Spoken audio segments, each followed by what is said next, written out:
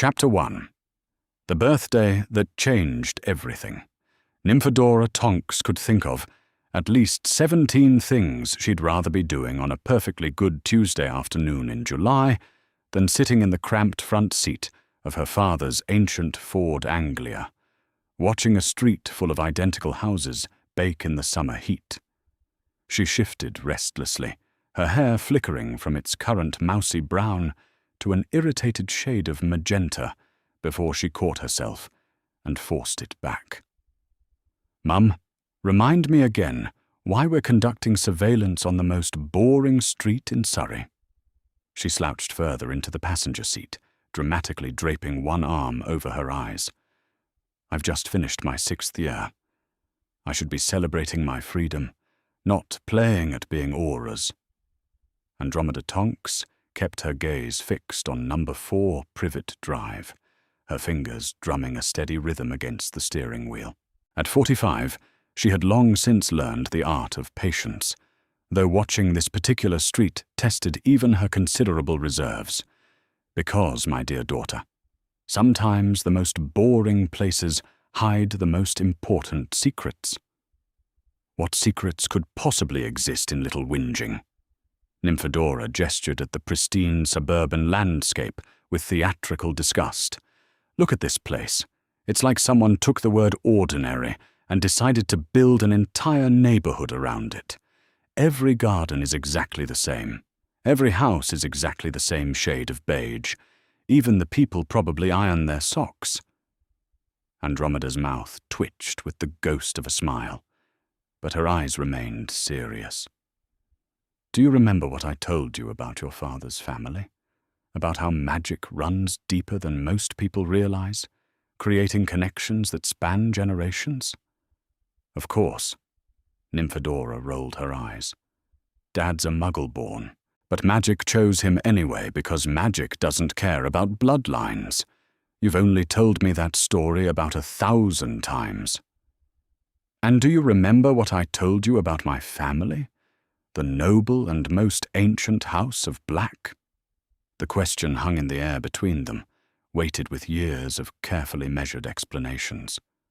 Nymphadora straightened slightly, her casual attitude giving way to something more attentive. She'd grown up knowing that her mother's family had disowned Andromeda for marrying a Muggle-born, but the details had always been parceled out in careful doses, like medicine that was necessary but bitter. "You said they were blood purists who couldn't accept that you loved Dad more than their stupid traditions." Nymphadora's voice carried a note of protective anger that had been building for 17 years. "You said they burned your name off the family tree because you chose love over politics." "All true."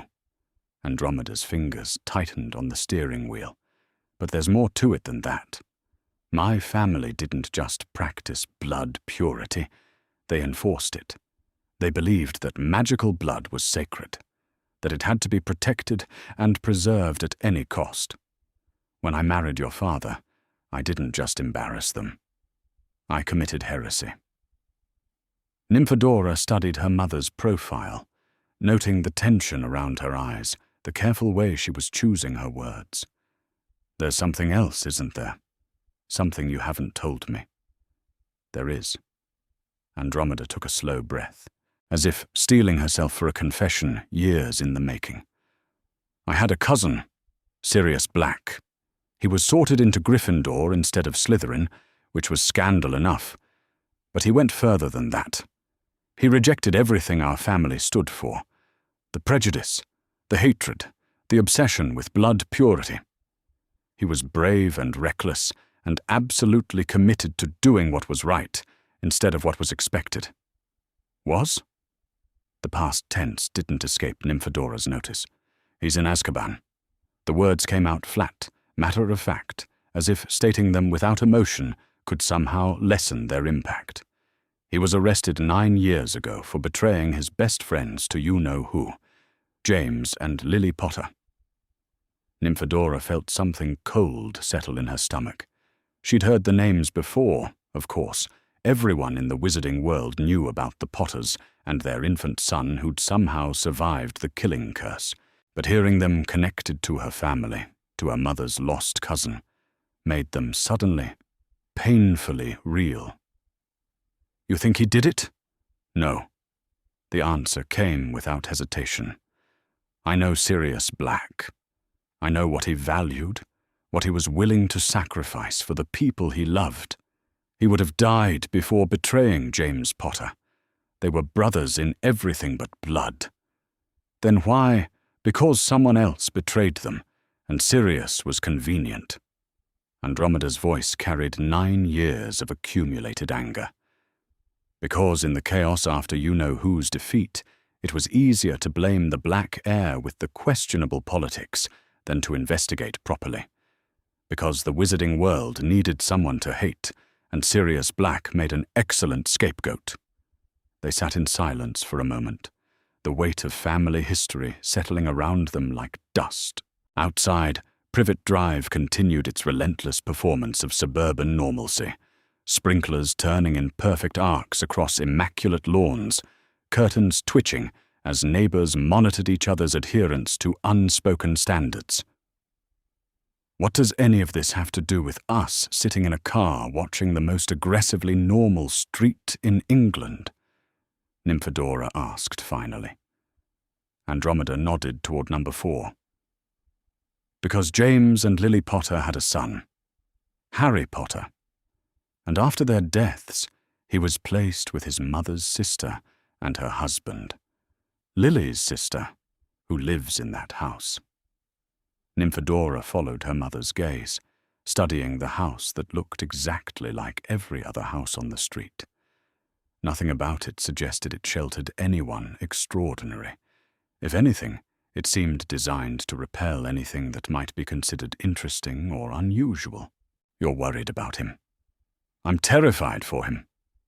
Andromeda's admission was quiet, but fierce. Petunia Dursley was Lily's sister, yes, but she hated magic. Hated it with the kind of passionate intensity that only comes from being excluded from something you secretly long for. "I've done my research, Dora."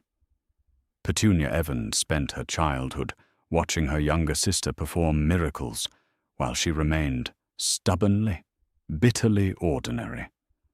That kind of resentment doesn't disappear just because tragedy strikes. But surely Dumbledore wouldn't have placed Harry somewhere unsafe, wouldn't he? Andromeda's laugh was sharp with disbelief. Albus Dumbledore is many things, but infallible isn't one of them.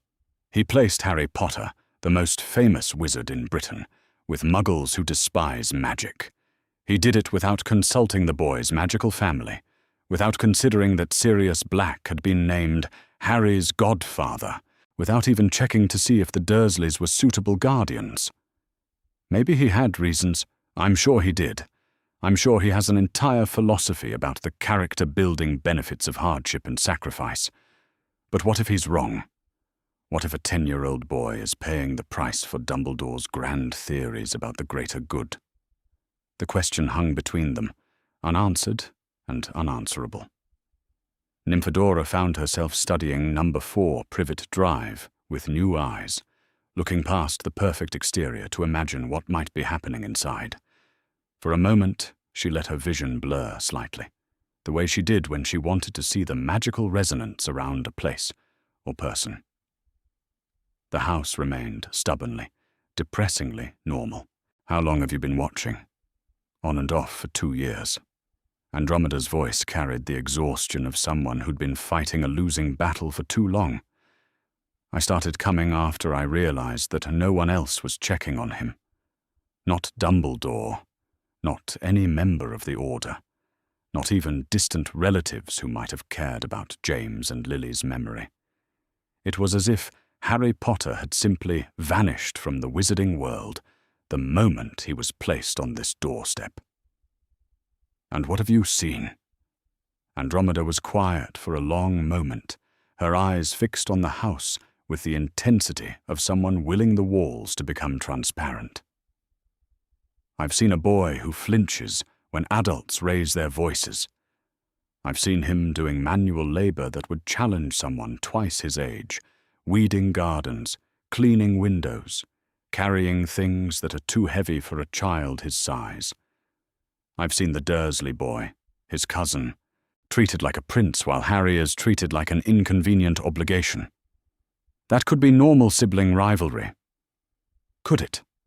Andromeda turned to face her daughter fully for the first time since they'd arrived.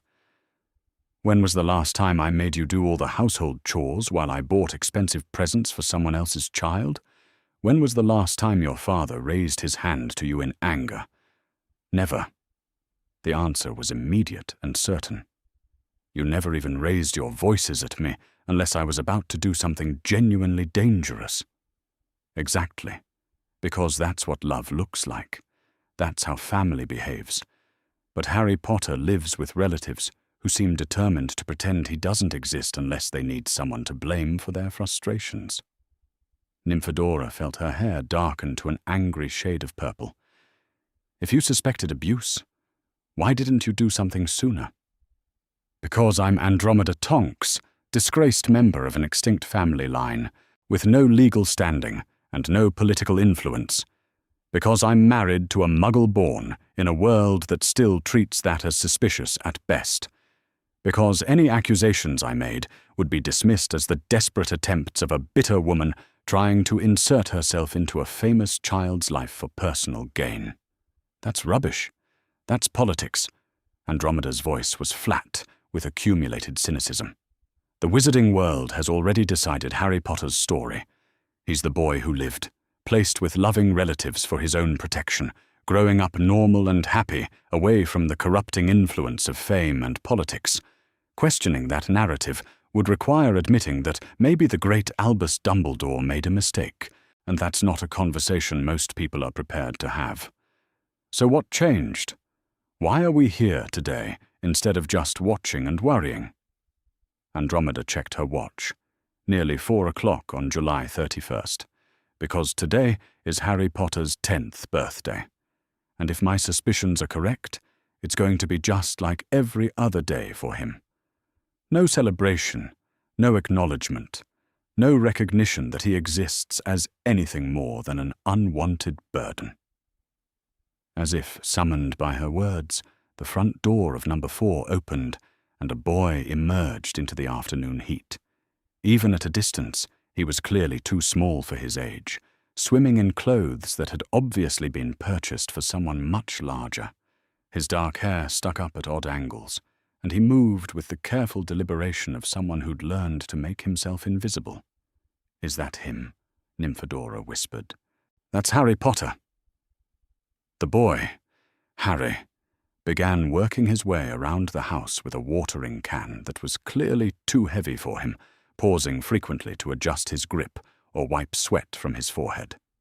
His movements were mechanical, practiced, the actions of someone performing a familiar chore without any expectation of recognition or reward. "He looks—" Nymphadora struggled to find words for what she was seeing. "He looks like he's afraid of making a mistake." "Because he probably is."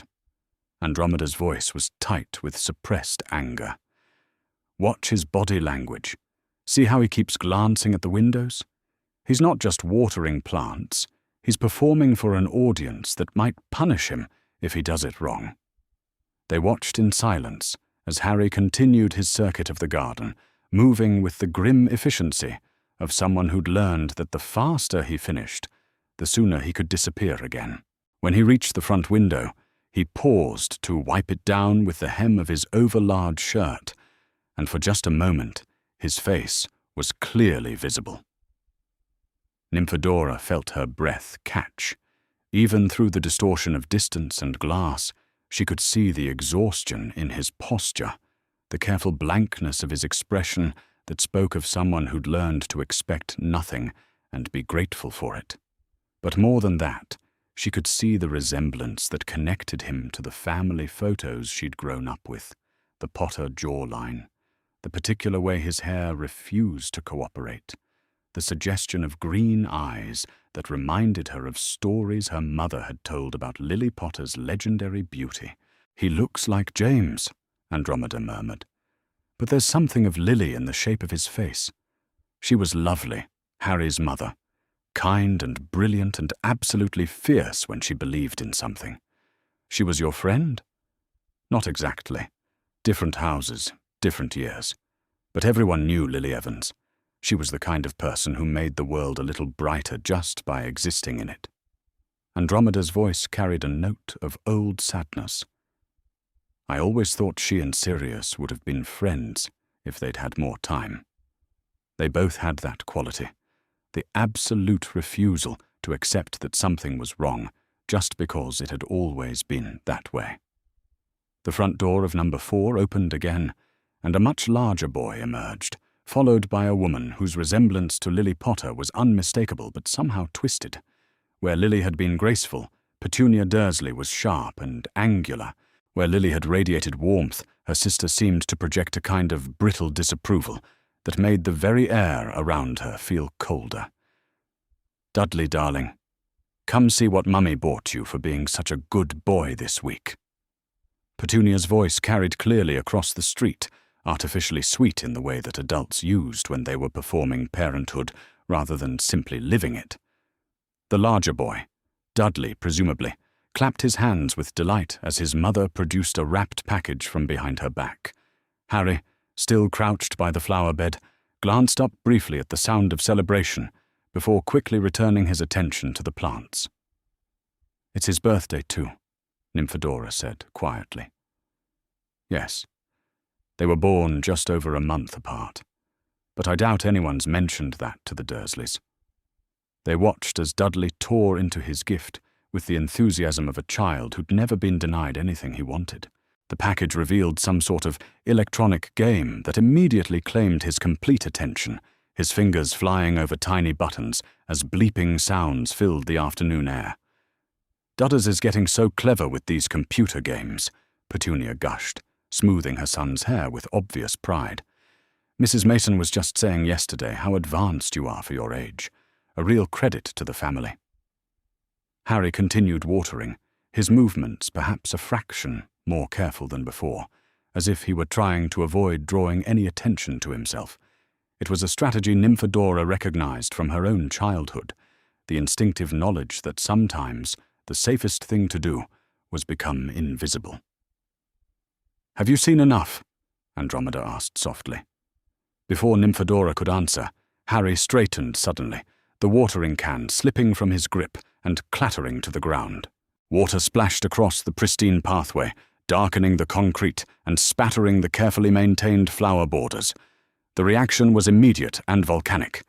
Vernon Dursley emerged from the house like a man-shaped storm cloud, his face purple with rage, as he took in the scene of Harry standing frozen beside the overturned watering can. "You stupid, clumsy boy!" His voice carried clearly across the street, loud enough to make several neighbors emerge from their own houses to investigate. "Look what you've done! Look at this mess!" Harry scrambled to right the watering can, his movements quick and desperate, but Vernon was already bearing down on him like a freight train. The man's meaty hand closed around Harry's thin arm, and even from across the street, Nymphadora could see the boy's face go white with pain. "I'm sorry, Uncle Vernon. I didn't mean—" "You never mean it, do you?" Vernon's voice dropped to a hiss that somehow managed to be more menacing than his shouting. "You never mean it, but it always happens anyway. Well, I've had enough of your accidents." What happened next took place too quickly for Nymphadora to fully process. Vernon hauled Harry toward the house with brutal efficiency, ignoring the boy's stumbled attempts to keep up. The front door slammed behind them, with enough force to rattle the windows. Petunia and Dudley remained in the garden, both of them studiously ignoring what had just taken place. Dudley returned to his game, as if nothing had happened, while his mother began tidying the scattered water with brisk, mechanical movements. "We have to do something." Nymphadora's voice was barely a whisper, but it carried the weight of absolute conviction. "Mum, we can't just sit here and watch that man hurt a child." "I know." Andromeda's hands were shaking as she reached for the keys. "I've been telling myself for 2 years that I was imagining things, that it couldn't be as bad as it seemed. But I just watched a grown man manhandle a 10-year-old boy for spilling water on his own birthday. What are we going to do? Andromeda was quiet for a long moment, her eyes fixed on the house where Harry Potter had just disappeared. When she finally spoke, her voice carried the same note of absolute determination that Nymphadora had heard in stories about Sirius Black, the sound of someone who'd made a decision that couldn't be unmade. We're going to take him home with us. Tonight? Tonight. Andromeda started the car, her movements sharp and purposeful. I've spent 2 years gathering evidence and building courage, but that ends now. Harry Potter is James's son, and Lily's son, and Sirius's godson, which makes him family, and family doesn't leave family to suffer alone. Nymphadora felt her hair shift to a determined shade of scarlet. What do you need me to do? Can you change your appearance? Make yourself look older, more official? Of course. Nymphadora closed her eyes, concentrating on the transformation. When she opened them again, she was 25 instead of 17, her features sharpened into the kind of professional competence that suggested authority without threatening confrontation. Social worker? Perfect. Andromeda's smile was sharp as a blade. We're going to give the Dursleys exactly what they've always claimed to want, the chance to live their normal, ordinary lives without the inconvenience of caring for a magical child. As they drove away from Privet Drive, Nymphadora found herself thinking about family. The family you were born into, and the family you chose, the obligations that came with blood, and the deeper obligations that came with love. Harry Potter might not know it yet, but his long exile was about to end. The boy who had spent 10 years believing he was unwanted was about to discover that family had been looking for him all along. Chapter 2. The Rescue. The clock on the dashboard of Ted Tonks's borrowed Ford Anglia read 11:47 p.m. when Andromeda finally pulled up to the curb 3 houses down from number 4 Privet Drive. The street was exactly as lifeless as she'd expected. Windows dark, curtains drawn tight, every household locked away behind their carefully maintained facades of suburban respectability. She cut the engine and sat for a moment in the sudden silence, her hand still gripping the steering wheel as she fought down the surge of doubt that threatened to overwhelm her resolve. What they were about to do could be called kidnapping by anyone who didn't understand the circumstances. It could destroy her family's carefully built life, could land them all in prison, could— Mum. Nymphadora's voice was quiet, but steady from the passenger seat. We watched that man hurt a child today. A child who shares your blood and has no one else looking out for him. Whatever the risks are, they're not worse than leaving him in that house. Andromeda turned to study her daughter's face in the dim glow of the street lamps. At 17, Nymphadora was old enough to understand the gravity of what they were attempting, but young enough to still believe absolutely in the necessity of doing the right thing regardless of consequences. It was a trait that reminded Andromeda painfully of Sirius, that inability to stand by and watch injustice simply because action was dangerous. Once we do this, there's no going back, she said softly. The moment we take Harry Potter out of that house, we become criminals in the eyes of the law. Magical law, Muggle law. Both systems will consider us kidnappers. And if we don't do it, we become something worse. Nymphadora's hair had shifted to a determined shade of deep red that caught the streetlight like flames. We become the kind of people who know a child is suffering and choose to do nothing about it. The weight of decision settled around them like fog. Andromeda thought about her comfortable life with Ted, their quiet house, their careful navigation of a world that still looked askance at mixed magical marriages, the peace they'd built after years of being outcasts. All of it could disappear in the next hour.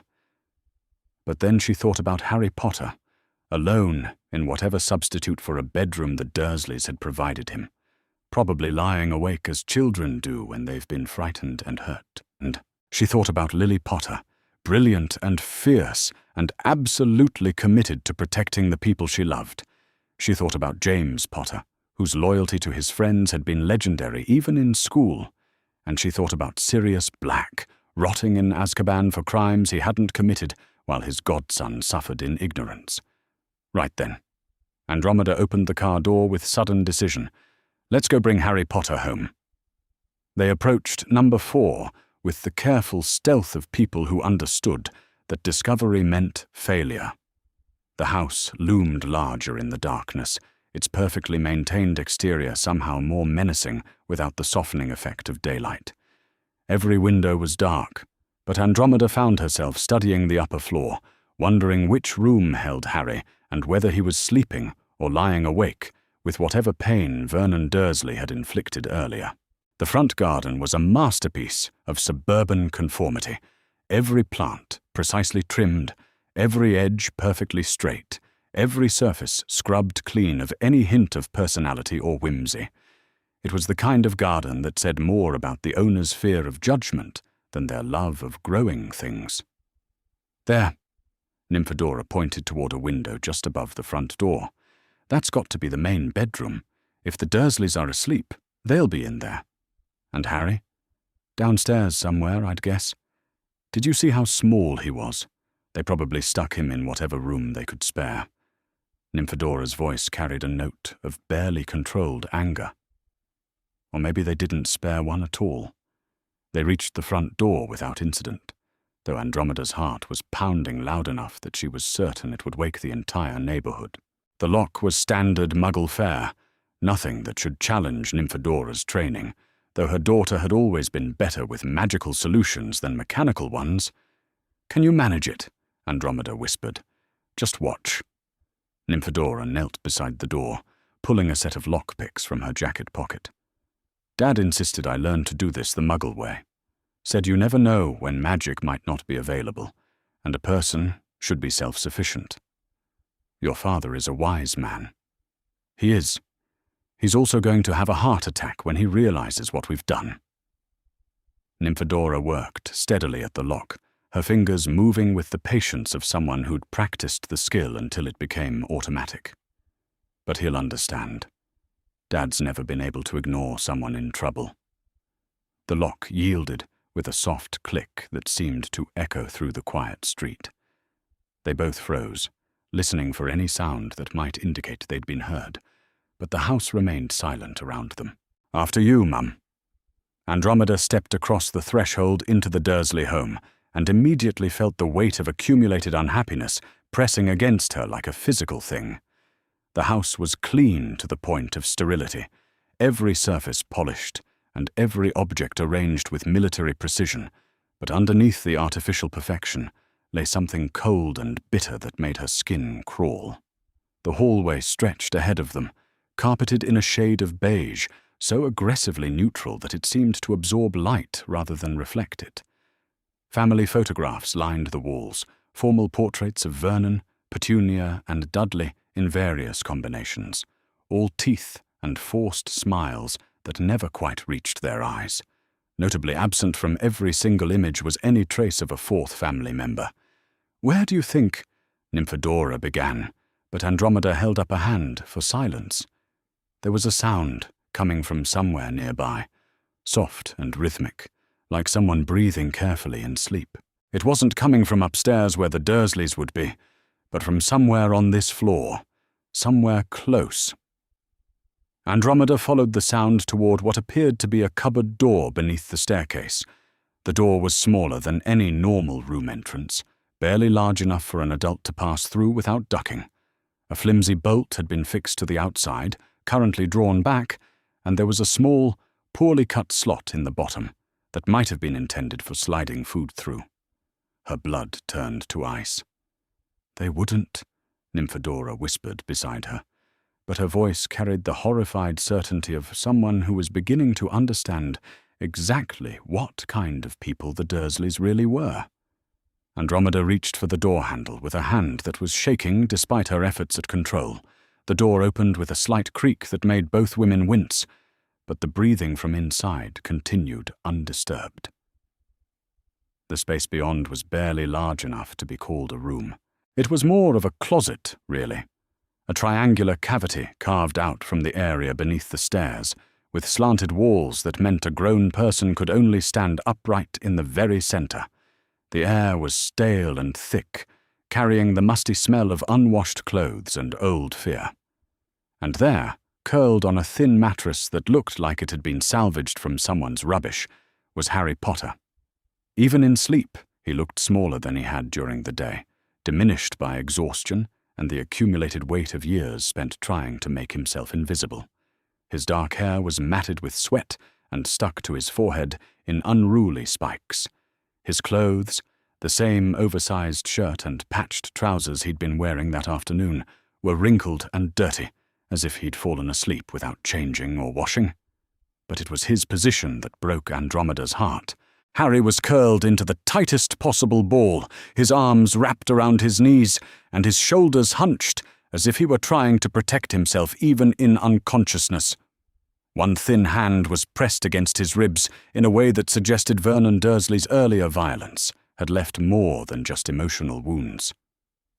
"Sweet Merlin," Nymphadora breathed, her voice thick with tears she was trying not to shed. "They've been keeping him in a cupboard, like he's something they're ashamed to display." Andromeda knelt beside the mattress, studying the sparse collection of objects that represented the sum total of Harry Potter's possessions.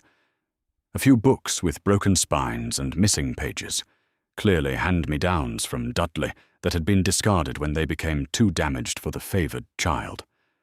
A broken toy car that someone had attempted to repair with tape. A single photograph turned face down on the small shelf that served as Harry's only storage space. She reached for the photograph with careful fingers, turning it over to reveal a wedding picture of James and Lily Potter. They were laughing, their faces bright with joy and love, completely unaware that their future held betrayal and death, and a son who would grow up believing himself unwanted. Someone had written on the back in careful script, "Lily and James Potter, June 1979. From Aunt Petunia." The fact that Petunia had given Harry this single connection to his parents, while simultaneously locking him away like a shameful secret, added a layer of cruelty that left Andromeda breathless with rage. It was the kind of calculated psychological torture that required intimate knowledge of exactly what would cause the most pain. "Mum," Nymphadora's voice was urgent. "We need to wake him. We can't just carry him out. If he wakes up confused in a strange place, he'll be terrified." Andromeda set the photograph aside and reached out to touch Harry's shoulder gently. Harry, wake up, sweetheart. You're safe." The effect was immediate and heartbreaking. Harry's eyes snapped open with the startled awareness of someone who'd learned to expect danger even in sleep. He jerked away from Andromeda's touch, scrambling backward until his shoulders hit the slanted wall of his cupboard, his green eyes wide and frightened in the dim light. "Please," he whispered, his voice hoarse with sleep and fear. "I didn't do anything wrong. I finished all the weeding and I cleaned the windows and I didn't break anything else. Please don't. Harry, no." Andromeda kept her voice soft and steady, the way she might speak to a wounded animal. "No one's going to hurt you. We're here to help." But Harry wasn't listening. His gaze had moved past Andromeda to take in Nymphadora, crouched in the doorway, and his fear spiked to something approaching panic. "Who are you? Why are you in the house? Uncle Vernon said strangers. He said I should never—" "Harry!" Andromeda moved slowly, keeping her hands visible and her movements calm. "Harry, listen to me. I'm your father's cousin. My name is Andromeda Tonks. This is my daughter, Nymphadora. We're family." The word seemed to hit Harry like a physical blow. His face went white, and for a moment, Andromeda thought he might be sick. "I don't have family," he said finally, his voice barely above a whisper. "The Dursleys are my family. Aunt Petunia told me so. She said I didn't have anyone else, that they took me in out of charity, that I should be grateful. The Dursleys lied to you." Nymphadora's voice was gentle but firm as she moved to kneel beside her mother. "You have family who's been looking for you, who loves you, who wants to take you somewhere safe." Harry stared at them both with the desperate intensity of someone who wanted to believe, but had been disappointed too many times to trust easily. "You're lying. People don't want me. I'm a freak. I make things happen. I break everything I touch." "You're not a freak," Andromeda said fiercely. "You're a remarkable child who's been treated terribly by people who should have protected you, and we're going to take you away from all this, right now, tonight." "I can't leave." The words came out in a rush, as if Harry were afraid of being punished for even considering the possibility. "Uncle Vernon said if I ever tried to run away, he said bad things happen to children who don't stay where they're supposed to be." Andromeda felt her heart break a little more. "Harry, what Vernon Dursley told you isn't true. You're supposed to be with people who love you, who take care of you, who would never hurt you or lock you in a cupboard. Your parents wanted you to be happy and safe." "My parents died in a car crash." Harry recited the words like a lesson he'd been forced to memorize. "They were drunk. Uncle Vernon says they were irresponsible, and that's why I have to live here. Because someone has to teach me not to be like them. Your parents died protecting you from someone who wanted to hurt you," Andromeda said quietly. "They were heroes, Harry. Brave and loving and absolutely devoted to making sure you were safe, and they would be horrified to know how you've been treated." For a long moment, Harry simply stared at them, his young face cycling through emotions too complex for someone his age to process. Hope warred with fear. Desperate longing battled against learned helplessness, and underneath it all was the bone-deep exhaustion of a child who'd been fighting for survival since before he was old enough to understand what survival meant. "If I go with you," he whispered finally, "and Uncle Vernon finds me, he'll be angry. He gets very angry when I cause trouble." "Uncle Vernon will never hurt you again," Nymphadora promised, and there was something in her voice that made Harry look at her with new attention. "We won't let him. No one will ever hurt you again." "How can you promise that? You don't even know me." "We know enough." Andromeda reached out slowly, giving Harry time to pull away if he wanted to, and touched his cheek with infinite gentleness. "We know you're James Potter's son, which means you're brave and loyal and stronger than you realize. We know you're Lily Potter's son, which means you're clever and kind and absolutely worth protecting. And we know your family, which means you belong with us." Something in Harry's careful composure finally cracked, and tears began sliding down his cheeks. Not the dramatic sobs of a child's tantrum, but the quiet, hopeless weeping of someone who'd learned that crying loudly only brought more punishment. "I don't know how to be family," he admitted, his voice breaking on the words. "I don't know what I'm supposed to do or how to act, or what if I'm not good enough?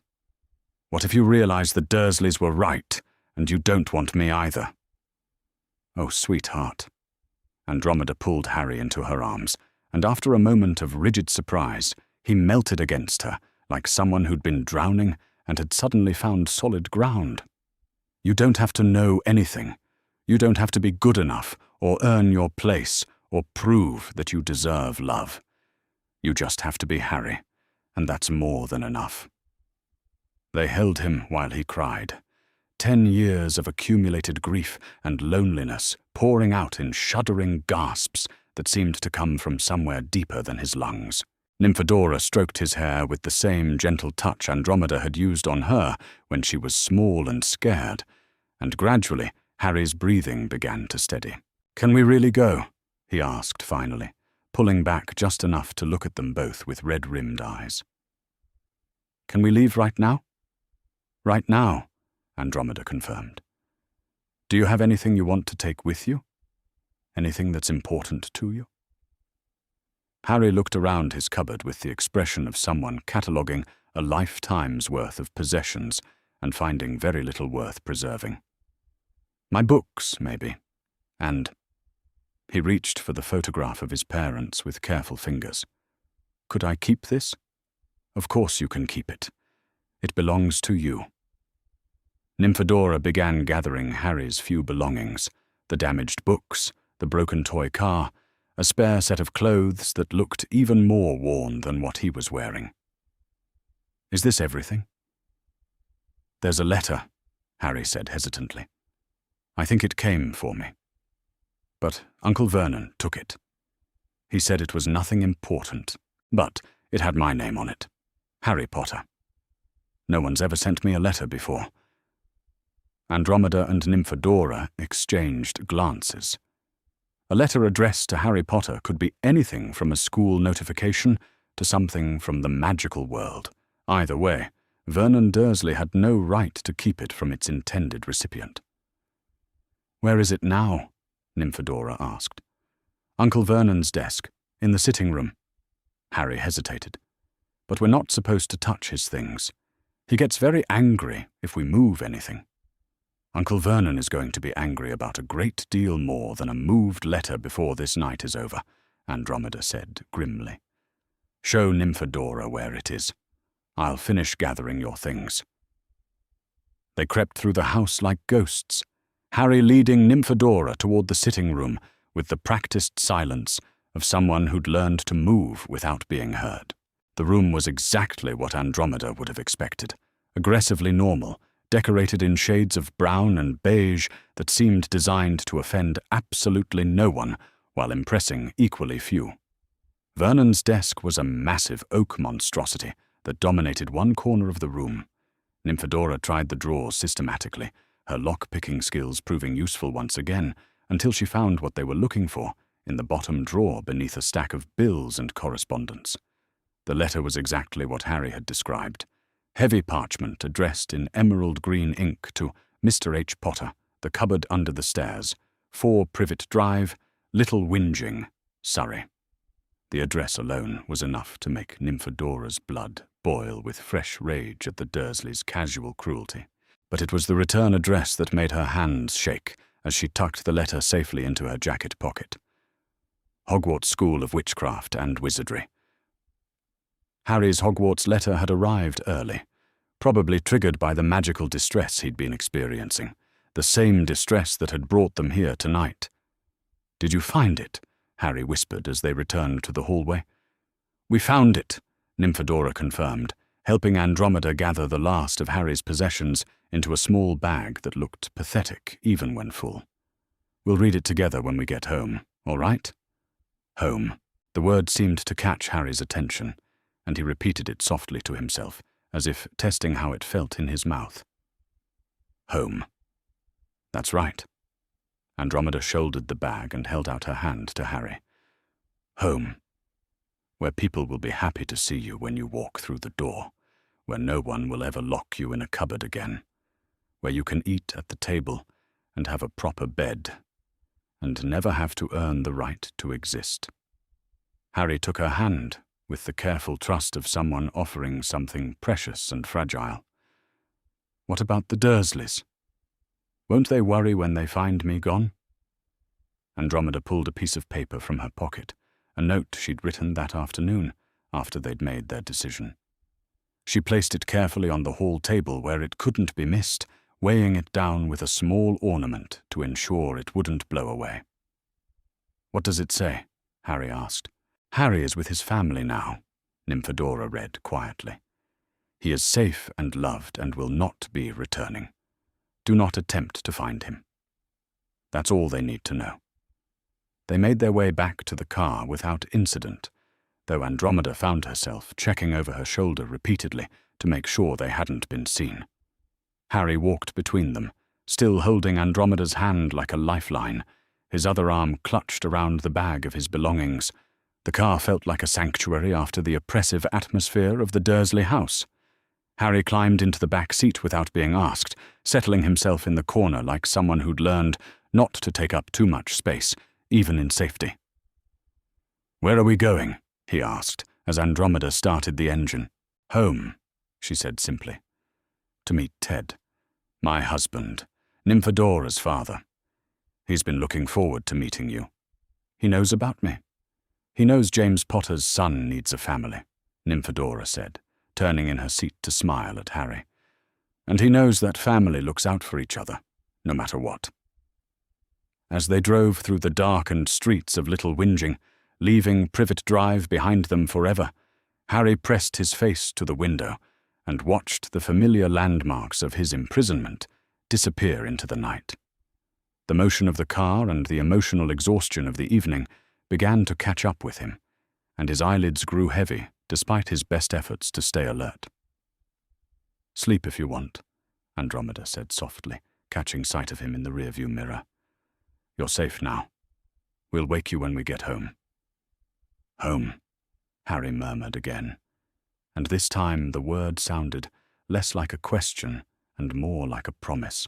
His eyes drifted closed as the car carried him toward a future he'd never dared to imagine, a future where he was wanted, where he belonged, where love wasn't something he had to earn, but something that was given freely. For the first time in 10 years, Harry Potter fell asleep feeling safe, and in the house on Privet Drive, the Dursleys slept on in ignorance, unaware that their dirty little secret had walked out the door and into the arms of people who would fight anyone who tried to hurt him ever again. The boy who had lived in a cupboard was free. Chapter 3. Welcome to the Family. Harry Potter woke to sunlight streaming through real curtains onto a real bed in a real room that smelled like lavender and fresh air instead of dust and old fear. For a moment, he lay perfectly still, afraid that moving would shatter whatever dream had given him this impossible glimpse of what other children's lives might look like. The bed beneath him was soft, in a way that made his bones ache with the memory of the thin mattress in his cupboard. The pillow cradled his head like it had been designed specifically for his comfort, and the blanket covering him was warm and clean and smelled like sunshine. Above him, the ceiling stretched away in a graceful arch, painted pale blue with small white clouds drifting across it, as if moved by an invisible breeze. It had to be a dream. Nothing else made sense. Harry had learned long ago that good things didn't happen to him, that comfort was something other people deserved, while he made do with whatever scraps the world decided to spare. But the sunlight felt real against his face, and the sound of voices drifting up from somewhere below sounded too genuine to be imagined. "Going to need clothes that actually fit him," a man's voice was saying, warm with the kind of concern Harry had only heard directed at other people's children. "Did you see how thin he was? And those bruises, I saw." That was Andromeda, and her voice carried a note of controlled fury that made Harry's chest tighten with familiar anxiety. Adults got angry, and when adults got angry, children got hurt. It was a law as reliable as gravity. "We'll take care of it," the man's voice continued, and there was something in his tone that made Harry want to creep to the door and listen more carefully. All of it.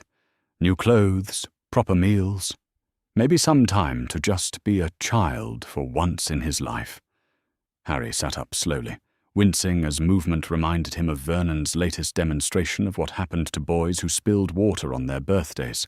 The room around him looked even more impossible in full daylight, wallpaper covered in cheerful yellow flowers, a wardrobe that looked like it had never been used to hide unwanted children, a desk by the window that actually had books on it instead of broken toys and cast-off clothing.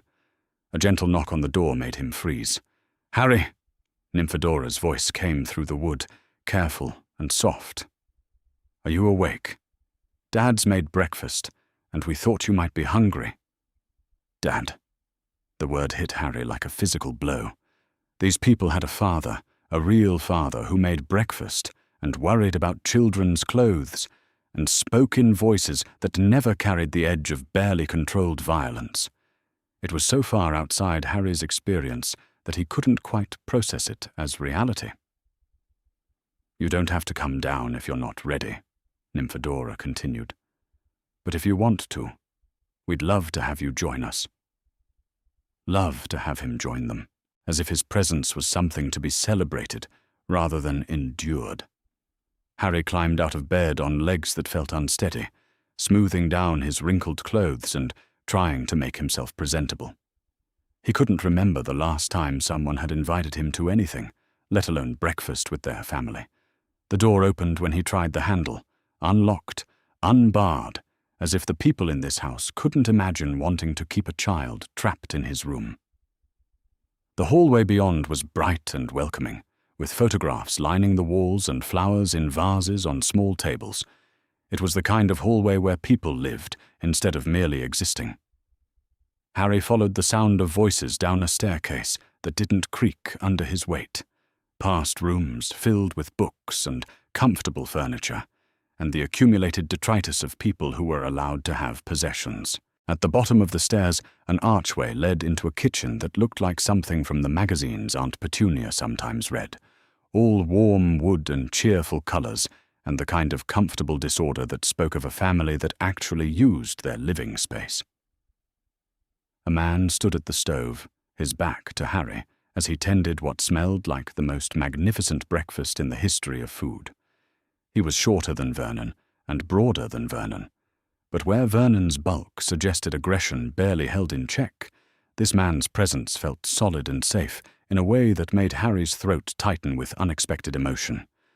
"There you are," the man said, turning with a smile that transformed his entire face. "You must be Harry. I'm Ted Tonks, Nymphadora's father. I've been looking forward to meeting you for ages." Harry stared at him, trying to process the impossible concept of an adult who had been looking forward to meeting him. Ted Tonks had greying hair and kind eyes behind wire-rimmed spectacles, and his face was the sort that looked like it smiled often and meant it every time. "Hello," Harry managed, his voice barely above a whisper. He'd learned that speaking too loudly was often interpreted as disrespect, and disrespect led to punishment. "Hello yourself." Ted's smile widened. "Are you hungry? I've made rather too much food, as usual. Dora says I cook like I'm feeding an army, but I think there's nothing wrong with having plenty to go around." The smell of bacon and eggs and fresh bread was making Harry's stomach clench with hunger, but he'd learned to be suspicious of offers that seemed too good to be true. "I don't want to be any trouble," he said carefully. "I can wait until later, if you don't have enough." Ted's expression shifted to something that might have been heartbreak, quickly covered by renewed determination to make Harry feel welcome. "Harry, my boy, there's always enough in this house. More than enough. And you're not trouble. You're family. Family doesn't wait for leftovers. Family." There was that word again, thrown around like it meant something real instead of being just another way for adults to justify their cruelty. Harry had been told he was family by the Dursleys, right before they explained why family members sometimes had to sleep in cupboards and go without meals, and never, ever expect the same treatment as the children who really mattered. "Come sit down," Nymphadora said from the table, patting the chair beside her. "Dad's made his famous everything breakfast. Eggs, bacon, sausages, toast, grilled tomatoes, mushrooms, basically anything you could want, and several things you probably didn't know existed." Harry approached the table like he might approach a wild animal, carefully, ready to retreat at the first sign of danger. The chair Nymphadora had indicated was covered with a cheerful cushion and positioned to catch the morning sunlight streaming through the kitchen windows. It was the kind of place where someone important might sit, someone whose comfort mattered. "Is this really for me?" he asked, staring at the place setting that had been laid out with obvious care. Real plates, real silverware, a cloth napkin folded neatly beside a glass that sparkled in the sunlight. "Of course it's for you," Andromeda said from across the table, and her voice was gentle in a way that made Harry's chest feel tight and strange. "You live here now, Harry. This is your home, and that's your place at our table." Your place? As if he had a right to occupy space, to expect consideration, to be included in the daily rituals that made a group of people into a family. Harry slid into the chair with the careful movements of someone who expected it to be snatched away at any moment. Ted appeared at his elbow with a plate that made Harry's eyes widen in disbelief, It was piled high with more food than he typically saw in a week.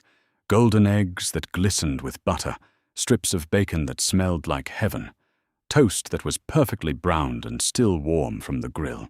There were grilled tomatoes that looked like jewels and mushrooms that had been cooked until they were tender and fragrant.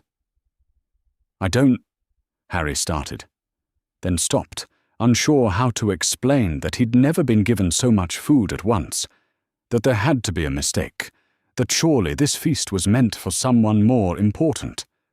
"Don't what?" Ted asked gently, settling into his own chair with a plate that was considerably smaller than Harry's. "I don't deserve all this," Harry finished in a rush, the words tumbling out before he could stop them. "I haven't done anything to earn it. I haven't finished any chores or been particularly good or—" "Harry!" Nymphadora's voice was soft but firm. "You don't have to earn breakfast. You don't have to earn being fed or having a place to sleep or being treated with kindness. Those things aren't rewards for good behavior. They're just what people do for each other when they care." "But I'm just—" Harry struggled to find words for what he was, for his place in the hierarchy of worthiness that had governed his entire life. "I'm just me. I'm not special or important or—" "You're James Potter's son," Andromeda interrupted quietly. "You're Lily Potter's son. You're a child who deserves love and safety and all the food you can eat, simply because you exist. That's special enough." Harry stared down at his plate, overwhelmed by the foreign concept of deserving good things simply for existing. It went against everything he'd been taught, everything he'd learned about his place in the world, and the careful economy of affection that governed relationships between adults and children. "Watch this," Nymphadora said suddenly, and before Harry could ask what she meant, her appearance began to change. It happened slowly at first, her hair shifting from the brown she'd worn the night before to a bright, cheerful yellow that matched the sunlight. Then her nose shortened slightly, and her eyes changed from dark brown to sparkling green, and suddenly she looked like an entirely different person, while somehow remaining completely herself. Harry nearly fell off his chair. "What? You just—" "Magic," Nymphadora said simply, grinning as she shifted her hair through a spectrum of colors that had no names in any language Harry knew. "I'm what's called a metamorph, Magus. I can change my appearance at will. It's a pretty rare ability, actually." "Magic?" Harry whispered, staring at her with the wide-eyed fascination of someone witnessing the impossible. "Real magic?" "Real magic," Ted confirmed, and his voice carried the matter-of-fact tone of someone discussing the weather. Nymphadora got it from her mother's side of the family. Andromeda's from an old magical bloodline, though she's the first metamorph magus in several generations. You can all do magic?" "Andromeda and Nymphadora can," Ted explained. "I'm what's called Muggle-born. I was born to non-magical parents, but I developed magical abilities when I was about your age. It happens sometimes. Magic doesn't much care about bloodlines or family trees. It chooses who it chooses." Harry looked around the table at these three people who were calmly discussing the existence of magic as if it were the most natural thing in the world. It explained so much. The way Nymphadora had picked the lock so easily, the subtle wrongness he'd sensed about the house last night, the feeling that he'd stepped into a world governed by different rules than the one he'd always known. He started, then stopped, afraid to voice the hope that was building in his chest like a small, fragile flame. "Do you what?" Andromeda prompted gently. "Do I have magic too?" The three adults exchanged glances that spoke of shared knowledge and careful consideration. "What do you think?" Ted asked finally. "Have you ever made things happen when you were upset or scared? Things that couldn't be explained by normal means?" Harry thought about the time he'd ended up on the school roof when Dudley was chasing him, about the way his hair grew back overnight whenever Aunt Petunia cut it too short, about the glass at the zoo that had vanished just before the snake escaped. He'd always known there was something wrong with him, something that made impossible things happen around him when emotions ran too high. Sometimes, he admitted quietly, when I'm frightened or angry, things happen. Bad things.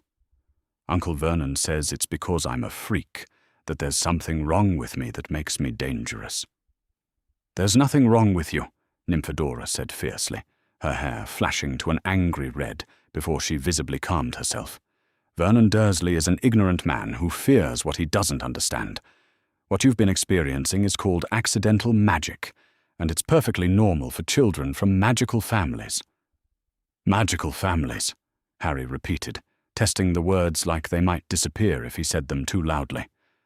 I'm from a magical family? You are indeed, Ted said, rising to refill Harry's glass with orange juice that tasted like sunshine and summer mornings. Your father was a wizard, your mother was a witch, and you, my boy, are very much a wizard yourself. As if in response to his words, something extraordinary happened to Harry's breakfast. The eggs fluffed themselves back to perfect warmth, the bacon re-crisped itself with a small sizzling sound, and the toast regained its golden brown perfection as if it had just emerged from the grill. Even the butter melted anew, spreading itself evenly across the warm surface. Harry stared at his plate in amazement. Did I do that? The house did it, Andromeda explained with a smile. It's a small charm Ted put on the kitchen when we first moved in. Food stays at the perfect temperature until you're ready to eat it. Very useful when you have a family with different schedules. The house has magic? The house has several useful enchantments, Ted confirmed. Nothing too dramatic, just little things to make life more comfortable. The dishes wash themselves, the garden tends itself, the fire in the sitting room never goes out unless we want it to. Harry took a tentative bite of his eggs, which were indeed perfectly warm and more delicious than anything he'd ever tasted. Is this what all magical families are like? All different, Nymphadora said. But most magical households use at least some everyday magic to make life easier. It's just normal for us. Normal. Harry wasn't sure he'd ever experienced normal before. But if normal meant eggs that stayed warm and adults who smiled when they looked at him, and plates full of food that he was allowed to eat simply because he was hungry, then normal sounded like the most wonderful thing in the world. There's something else, Andromeda said, rising from the table and disappearing into another room. She returned with a small album bound in deep green leather. I thought you might like to see these. She opened the album to reveal photographs that moved and smiled and waved, moving photographs, as if the people inside were alive and aware of being watched. Harry's breath caught as he recognized faces that looked like distorted mirrors of his own. That's your father when he was about your age, Andromeda said, pointing to a boy with untidy black hair and a grin that looked like mischief given form. James Potter. He was sorted into Gryffindor House at Hogwarts. That's our school for young witches and wizards, known for being brave and loyal and absolutely terrible at sitting still during lessons. Harry stared at the photograph, drinking in details of the father he'd never known.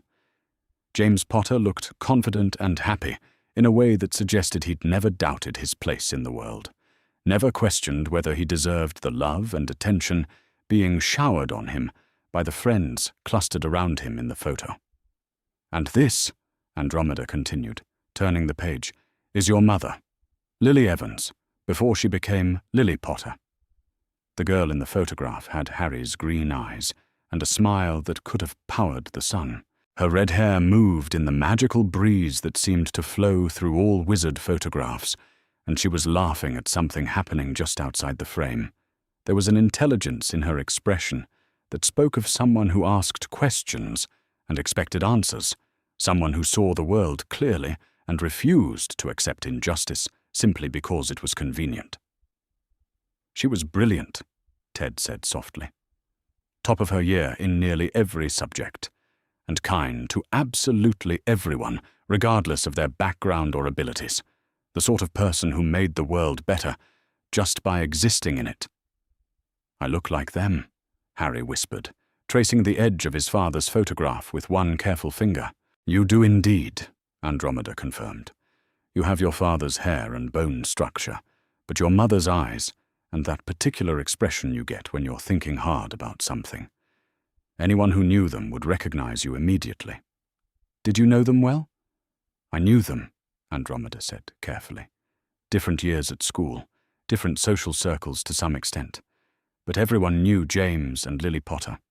They were the sort of couple that seemed destined for greatness, destined to make the world a better place."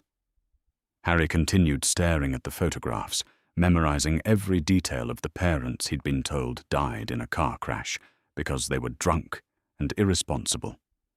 These people looked anything but irresponsible. They looked like the kind of adults who would move heaven and earth to protect their child, who would face any danger if it meant keeping someone they loved safe. "What really happened to them?" he asked quietly. The adults exchanged another of those loaded glances, and Harry felt his stomach clench with familiar anxiety. This was the moment when the kindness would end, when he would be told that some truths were too complex or too frightening for children to understand. But instead of dismissing his question, Ted leaned forward and spoke with the respect due to someone old enough to handle difficult truths. "They died protecting you," he said simply. "There was a very bad wizard who wanted to hurt you, and your parents fought him to keep you safe. They died so that you could live." The words hit Harry like a physical blow.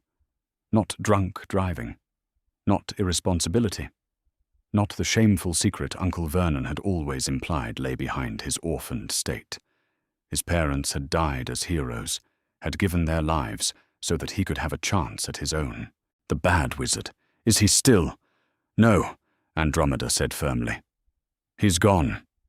Has been for 10 years now. You're safe, Harry.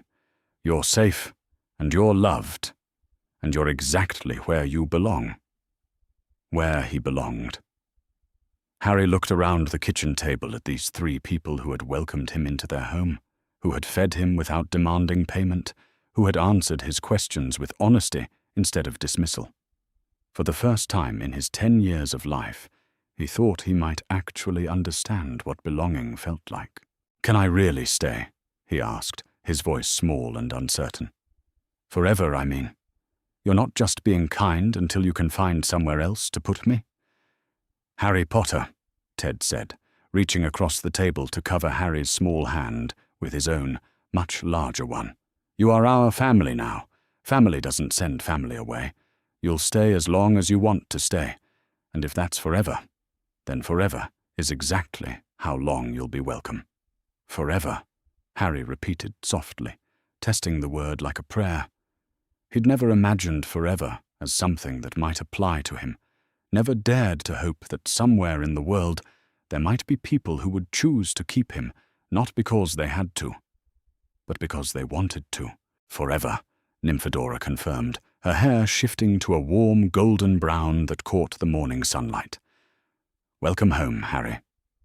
And as Harry sat in his very own chair at his very own place at the table, eating food that had been prepared with love and served without condition, surrounded by people who smiled when they looked at him, he thought that maybe, just maybe, he was beginning to understand what home really meant.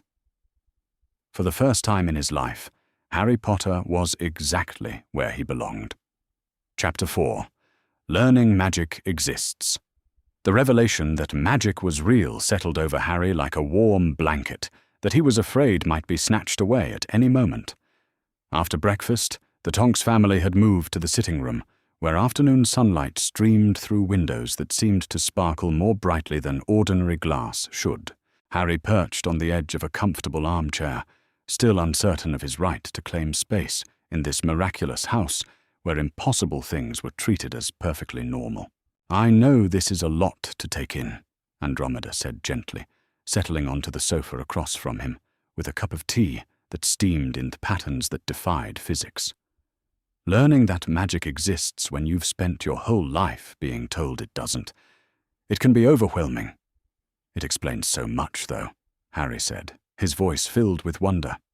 "All those times when strange things happened and Uncle Vernon got so angry, the time I ended up on the school roof when Dudley was chasing me, or when my hair grew back overnight after Aunt Petunia cut it all off. I always knew there was something wrong with me, but— There was never anything wrong with you, Nymphadora interrupted firmly, her hair shifting to an indignant shade of red.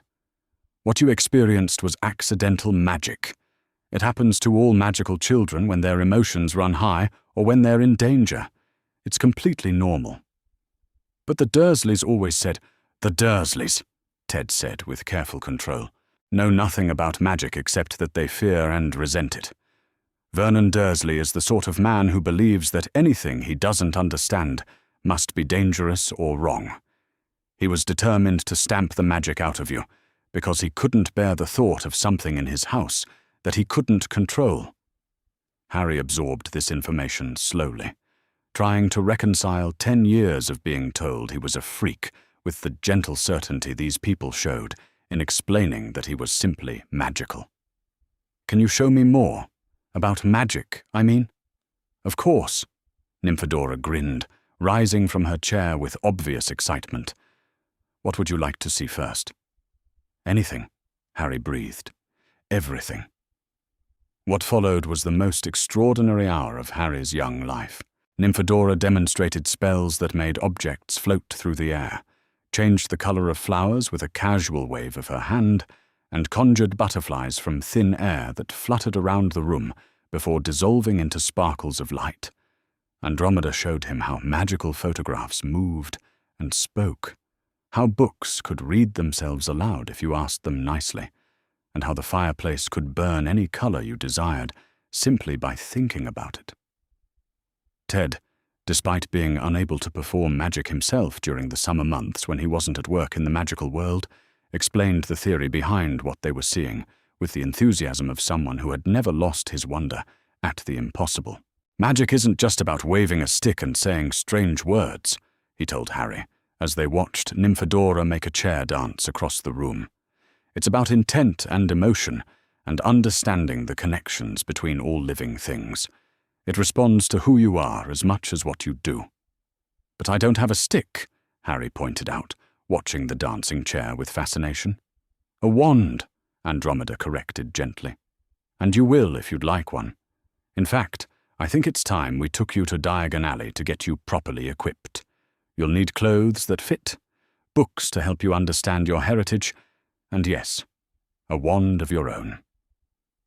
The name Diagon Alley meant nothing to Harry, but the way the adult said it suggested somewhere important, somewhere significant in the magical world he was only just beginning to discover. Is that like a magical shop? He asked. It's the magical shopping district in London, Nymphadora explained. Hidden behind a pub called the Leaky Cauldron. It's where magical families go to buy everything they need. Wands, books, robes, cauldrons, ingredients for potions. It's absolutely brilliant. Andromeda's expression grew thoughtful, tinged with something that might have been nervousness. I haven't been back to Diagon Alley since before you were born, Dora. Since before I was disowned. All the more reason to go, Ted said firmly, reaching over to take his wife's hand. You belong in the magical world as much as anyone, regardless of what your family chose to believe. And Harry deserves to see where he comes from. The preparation for their trip to Diagon Alley was an education in itself. Harry watched in amazement as Andromeda and Nymphadora changed from their casual Muggle clothing into robes that looked like they'd stepped out of a historical painting. The fabric moved differently than ordinary cloth, seeming to shimmer with its own inner light. Do I need robes too? Harry asked, looking down at his borrowed clothes, a shirt and trousers of Nymphadora's from when she was younger, still far too big, but infinitely better than the cast-offs he'd worn at the Dursleys. We'll get you properly fitted robes at Madame Malkin's, Andromeda assured him. For now, Muggle clothes are fine. Many magical families dress like Muggles when they're shopping anyway. The journey to London was Harry's first experience with magical transportation. Instead of taking Ted's car, Andromeda led them to the fireplace in the sitting room and showed Harry a pot of glittering powder that she called flue powder. "Just say Diagon Alley clearly when you throw it into the fire," she instructed. "And don't let go of my hand." The sensation of traveling by flue was unlike anything Harry had ever experienced. One moment he was standing in the comfortable sitting room, and the next he was spinning through a kaleidoscope of fireplaces and rushing flames, holding tight to Andromeda's hand as they tumbled through what felt like the very essence of magic itself. They emerged from a fireplace in what appeared to be a shabby pub, brushing soot from their clothes, while Harry tried to steady legs that felt decidedly wobbly. The pub was filled with witches and wizards in robes, their conversations a low hum of discussion about things like Quidditch scores and potion ingredients and the latest developments in magical lore. "Welcome to the Leaky Cauldron," Nymphadora said, steadying Harry as he found his feet. "The gateway to Diagon Alley." The barkeeper, a man with a completely bald head and a welcoming smile, nodded to them as they passed through the pub toward a door that led out into a small courtyard. Harry was still trying to process the casual impossibility of a pub full of wizards when Andromeda stopped in front of what appeared to be a blank brick wall. "Watch," she said softly, pulling a slender stick, a wand, from her robes. She tapped the bricks in a specific pattern, and Harry gasped as they began to move, shifting and rearranging themselves until they formed an archway that led through to the most extraordinary street he had ever seen. Diagon Alley stretched before them like something out of a fairy tale, all crooked buildings and colourful shop signs and windows filled with wonders that made Harry's mind reel. Shops sold cauldrons in every size imaginable, books that fluttered their pages at potential customers, and robes in every colour of the rainbow. Children ran between their parents' legs, some riding toy broomsticks that hovered a few feet off the ground, while adults conducted business with the casual efficiency of people for whom magic was simply a tool of daily life. But it was Andromeda's reaction that caught Harry's attention most. She stood frozen in the archway, her face cycling through emotions too complex for him to interpret. There was wonder there, and longing, and something that might have been grief. "Mum?" Nymphadora asked softly. "I'd forgotten," Andromeda whispered, her voice thick with feeling. "I'd forgotten how beautiful it was, how much I missed it." The weight of what this moment meant for her settled over Harry like a gentle revelation. This was Andromeda's world, the place where she belonged by birth and heritage, but from which she'd been exiled for the crime of loving someone her family deemed unworthy. Coming back here with her daughter and her adopted son wasn't just shopping, it was reclaiming her place in the magical world on her own terms. "Come on," Ted said gently, offering Andromeda his arm. "Let's show Harry what he's been missing." Their first stop was a narrow, shabby shop wedged between a cauldron cellar and a shop that appeared to specialize in racing broomsticks. The faded gold lettering over the door read, "Ollivanders, makers of fine wands, since 382 BC. The interior of the shop was dim and cramped, filled from floor to ceiling with thousands of narrow boxes that seemed to hum with barely contained energy.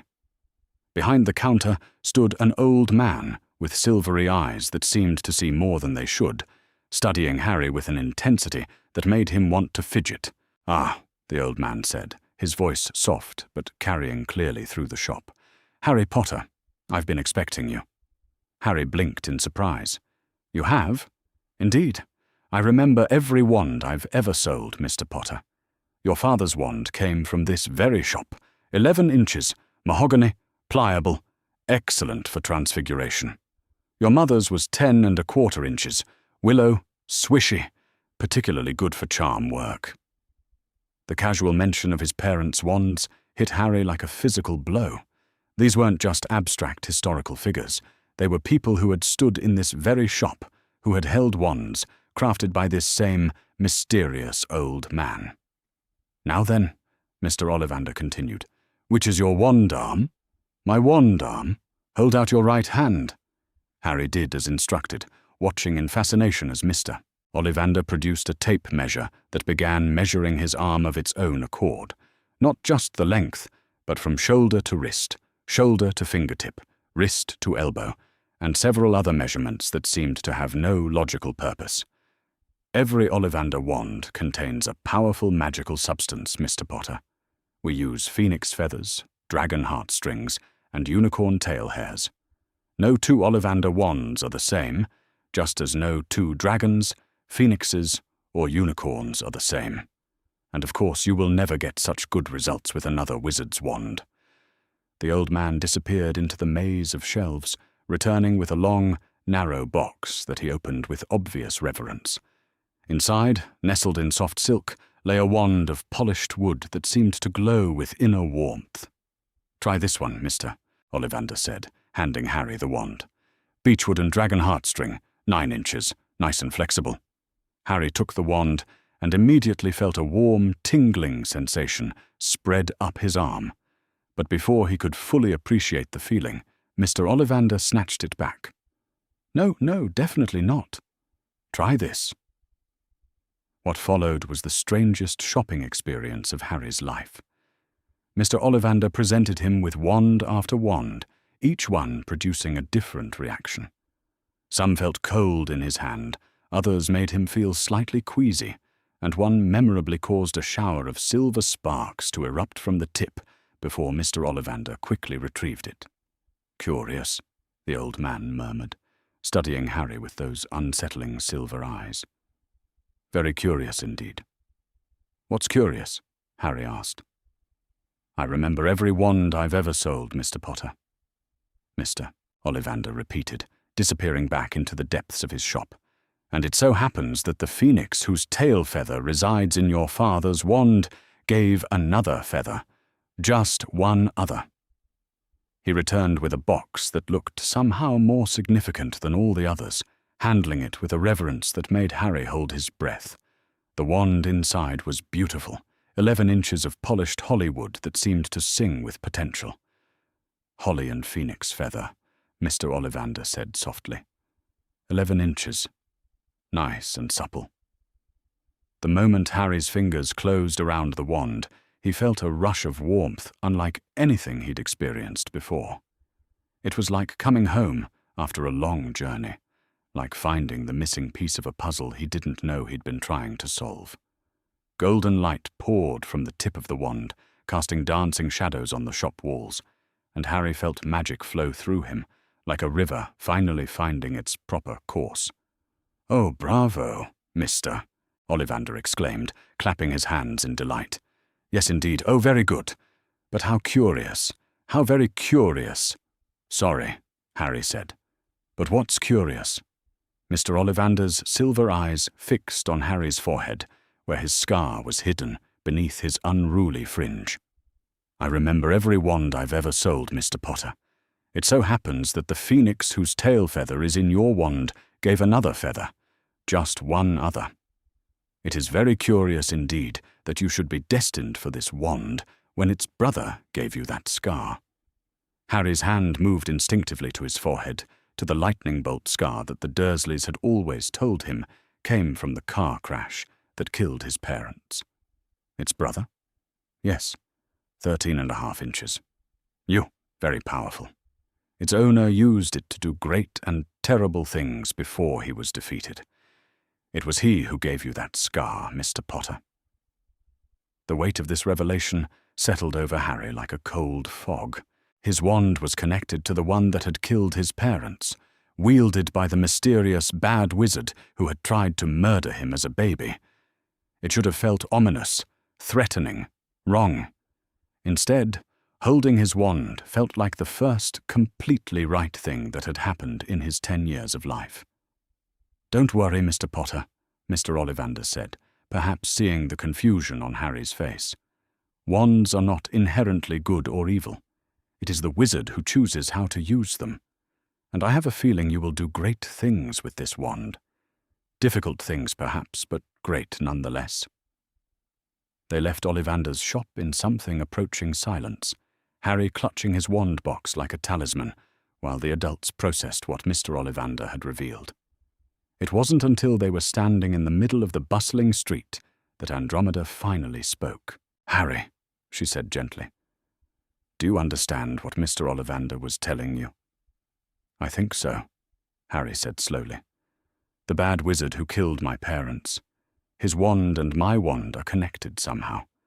They're made from feathers from the same phoenix." "The bad wizard's name was Voldemort," Nymphadora said quietly, and Harry noticed that several passers-by flinched at the name. Most people are still afraid to say his name, but he's gone now. He can't hurt anyone anymore. "What happened to him?" "You happened to him," Andromeda said simply. "When he tried to kill you, something went wrong. His curse rebounded, and he was destroyed. That's how you got your scar, and that's why you're famous in our world, Harry. You're the boy who lived, the only person to survive the killing curse." Famous. The word hit Harry like a bucket of cold water.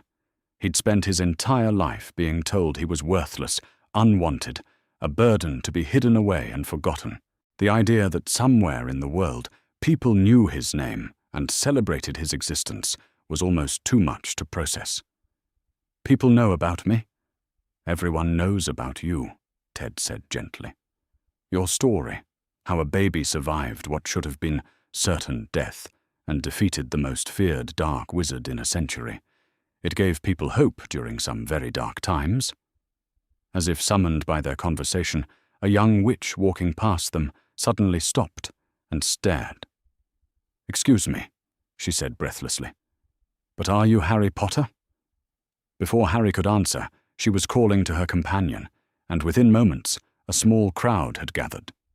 People were shaking his hand, thanking him for things he didn't remember doing, asking about his scar and his plans for school, and whether it was true that he'd been raised by Muggles. Harry found himself overwhelmed by the attention, unused to being the center of anything positive. It was Andromeda who finally rescued him, firmly but politely clearing a path through the crowd toward a shop called Madame Malkin's Robes for All Occasions. "Is it always like that?" Harry asked breathlessly, as they escaped into the relative quiet of the clothing shop. "It will probably get easier as you get older," Nymphadora said sympathetically. "People will get used to seeing you around, and the novelty will fade. But yes, you're quite famous in our world, Harry." The remainder of their shopping trip passed in a blur of wonders. Harry was fitted for proper wizarding robes at Madame Malkin's, where the magical measuring tape worked with swift efficiency to ensure a perfect fit. They bought him books about magical history and theory from Flourish and Blots, a cauldron from the aptly named Cauldron Shop, and a trunk that was bigger inside than outside to carry everything in. With each purchase, Harry felt the reality of his new life settling more firmly around him. These weren't just clothes and books. They were the tools and uniforms of a world where he belonged, where his existence wasn't a shameful secret, but something to be celebrated. As the sun began to set over Diagon Alley, they made their way back to the leaky cauldron, their arms full of packages, and Harry's head spinning with everything he'd learned and experienced. The magical world was vast and complex, and filled with wonders he was only beginning to understand. But for the first time in his life, Harry felt like he had a place in something larger than himself. "Are you all right?" Andromeda asked, as they prepared to flew home. "It's been quite a day." Harry looked around at the three people who had taken him in, who had shown him a world of magic and wonder, who had given him a wand and proper clothes, and the knowledge that somewhere in the universe he was valued and celebrated. "I'm perfect," he said, and for the first time in his 10 years of life, he actually meant it.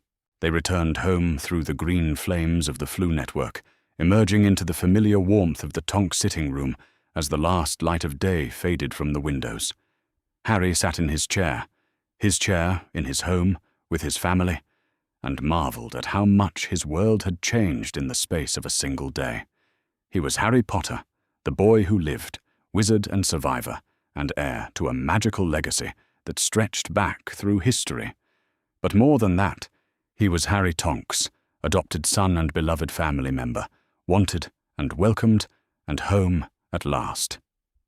Magic, it turned out, was even more wonderful than he'd dared to imagine. Chapter 5. The truth about family evening settled over the Tonks household like a gentle benediction, the sitting room bathed in the warm glow of magical flames that danced in colours Harry was still learning to take for granted. His new purchases from Diagon Alley were arranged carefully on the table before him. His wand in its box, his new robes folded with reverent precision, books that promised to unlock centuries of magical knowledge. It felt like evidence of a life he was still afraid to believe was truly his. Ted had retired to his study to catch up on some work, leaving Harry alone with Andromeda and Nymphadora in the comfortable intimacy of a family evening. The events of the day had left Harry's head spinning with revelations. But there was one thing that had been nagging at him since their visit to Diagon Alley. Something about the way people had reacted to his name, the weight of history that seemed to follow him wherever he went. Andromeda, he said carefully, testing the name that still felt foreign on his tongue, despite their insistence that he was family. When we were shopping today, people kept talking about things I don't understand, about families and bloodlines and... He paused, struggling to articulate the complex web of politics he'd glimpsed in overheard conversations. Why do some magical families seem to matter more than others? Andromeda and Nymphadora exchanged one of those loaded glances that adults used when deciding how much truth a child could handle. After a moment, Andromeda settled back in her chair with the resigned expression of someone preparing to open old wounds. "That's a complicated question, Harry," she said slowly. "But you have a right to understand, especially given your heritage. You see, the magical world has always been divided about what makes a wizard or witch valuable. Some families, old families like mine, believe that magical blood is sacred, that it should be kept pure and undiluted by marriage to Muggles or Muggle-born wizards." Pure. Harry frowned, thinking of Ted's easy kindness and obvious magical knowledge. But Ted knows everything about magic. How can it matter where his magic came from? "It doesn't," Nymphadora said fiercely, her hair flickering to an angry red. "That's exactly the point. Blood purity is nonsense, a way for certain families to maintain power and influence by excluding anyone who threatens their sense of superiority. My family, the Blacks, were one of the oldest and most fanatical pure-blood families in Britain," Andromeda continued, her voice carrying years of accumulated pain. "They traced their lineage back centuries, and believed that magical blood was literally sacred. When I fell in love with Ted, I committed what they considered to be the ultimate betrayal." Harry studied her face, seeing echoes of old grief in the way she held herself. "What happened?" "They gave me a choice," she said simply. "Give up Ted and return to the family fold, or be disowned and erased from their history as if I'd never existed. I chose Ted." The casual way she said it, as if choosing love over family approval was the most natural thing in the world, made Harry's throat tighten with emotion he couldn't name. He'd lived his entire life believing that love was something that had to be earned, that family was something you endured rather than chose. "Do you regret it?" he asked quietly. "Never," Andromeda replied without hesitation. "Ted and I built something beautiful together, a family based on love rather than obligation, acceptance rather than prejudice. Nymphadora grew up knowing she was valued for who she is, not what blood runs in her veins."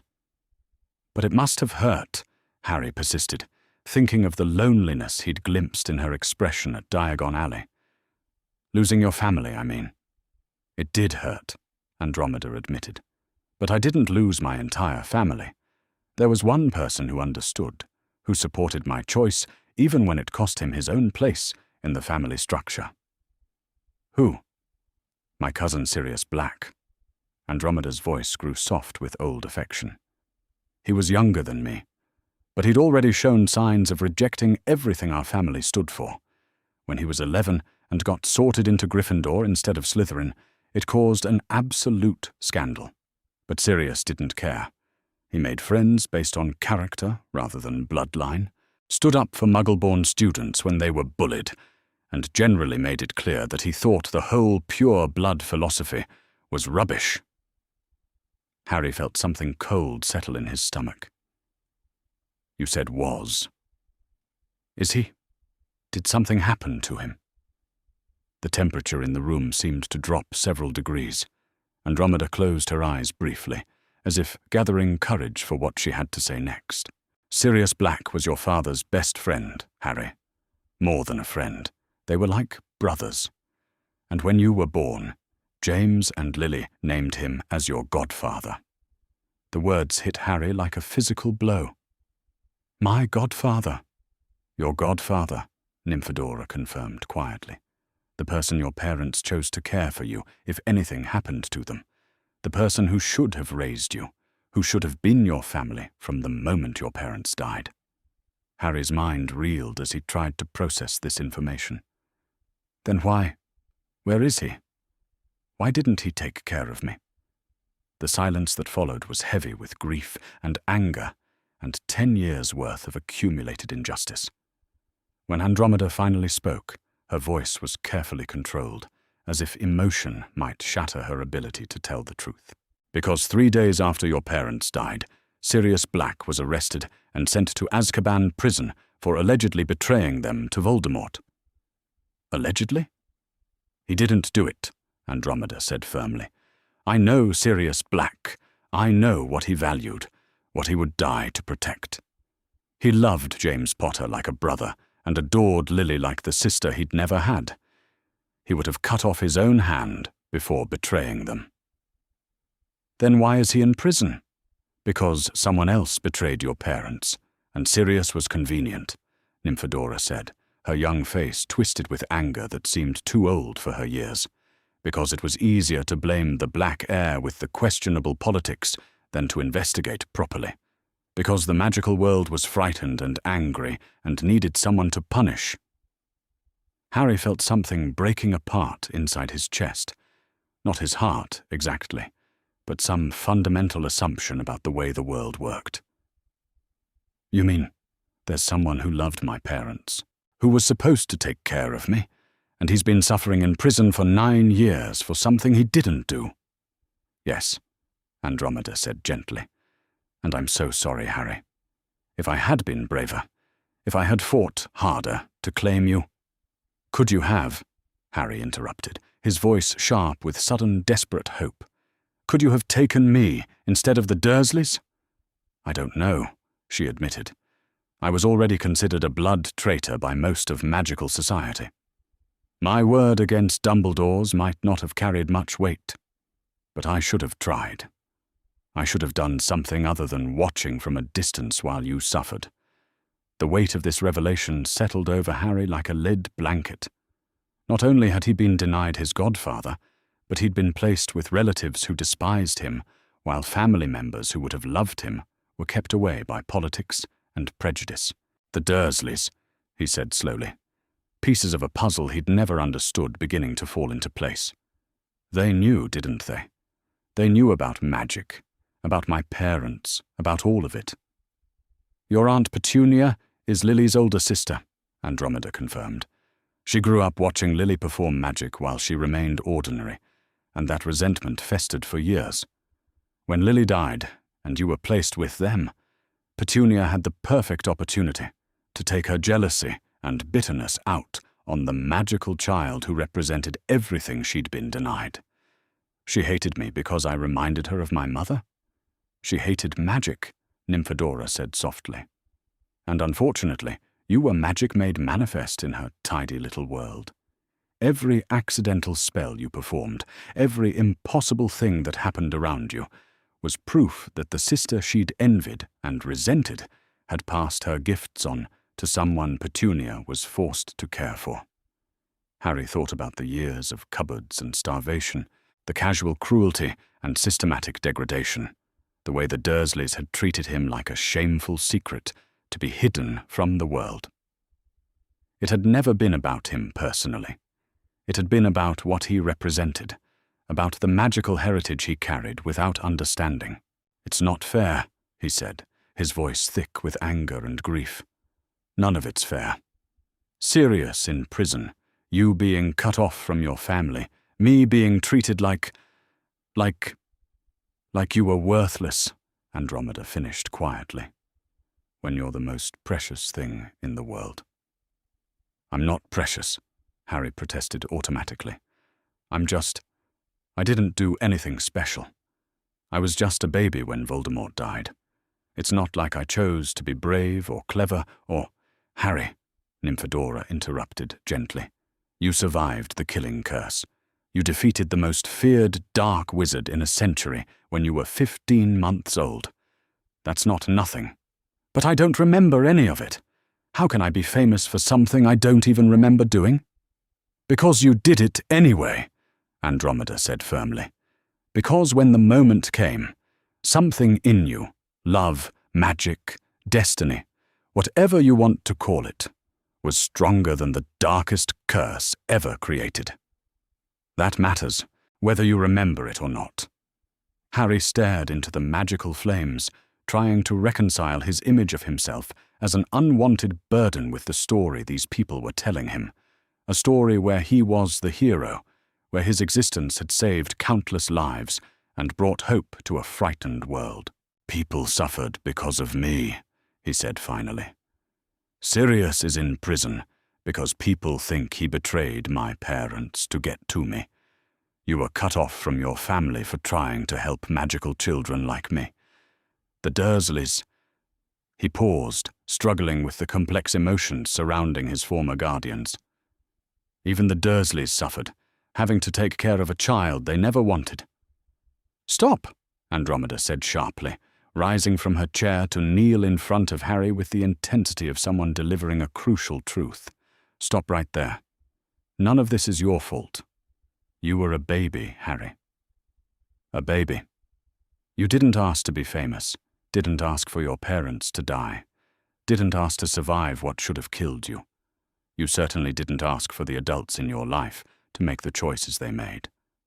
But if you hadn't existed, Voldemort would still be alive and terrorizing the magical world, Nymphadora interrupted. If you hadn't existed, hundreds of people would have died who are alive today, because that monster was stopped. If you hadn't existed, the magical world would be a much darker, more frightening place. And if you hadn't existed— Ted's voice came from the doorway, where he'd been listening to their conversation with obvious concern. Andromeda and I wouldn't have had the privilege of watching you discover your heritage today. We wouldn't have been able to give you the family you deserve, or learn how remarkable and brave and kind you are. Harry looked around at these three people who had taken him in, who were offering him not just shelter, but genuine love and acceptance. They were telling him that his existence was something to be celebrated rather than endured, that the circumstances of his birth and survival were gifts rather than burdens. What happens now? He asked quietly. With Sirius, I mean. If he's innocent, can't someone prove it? Can't we get him out of prison?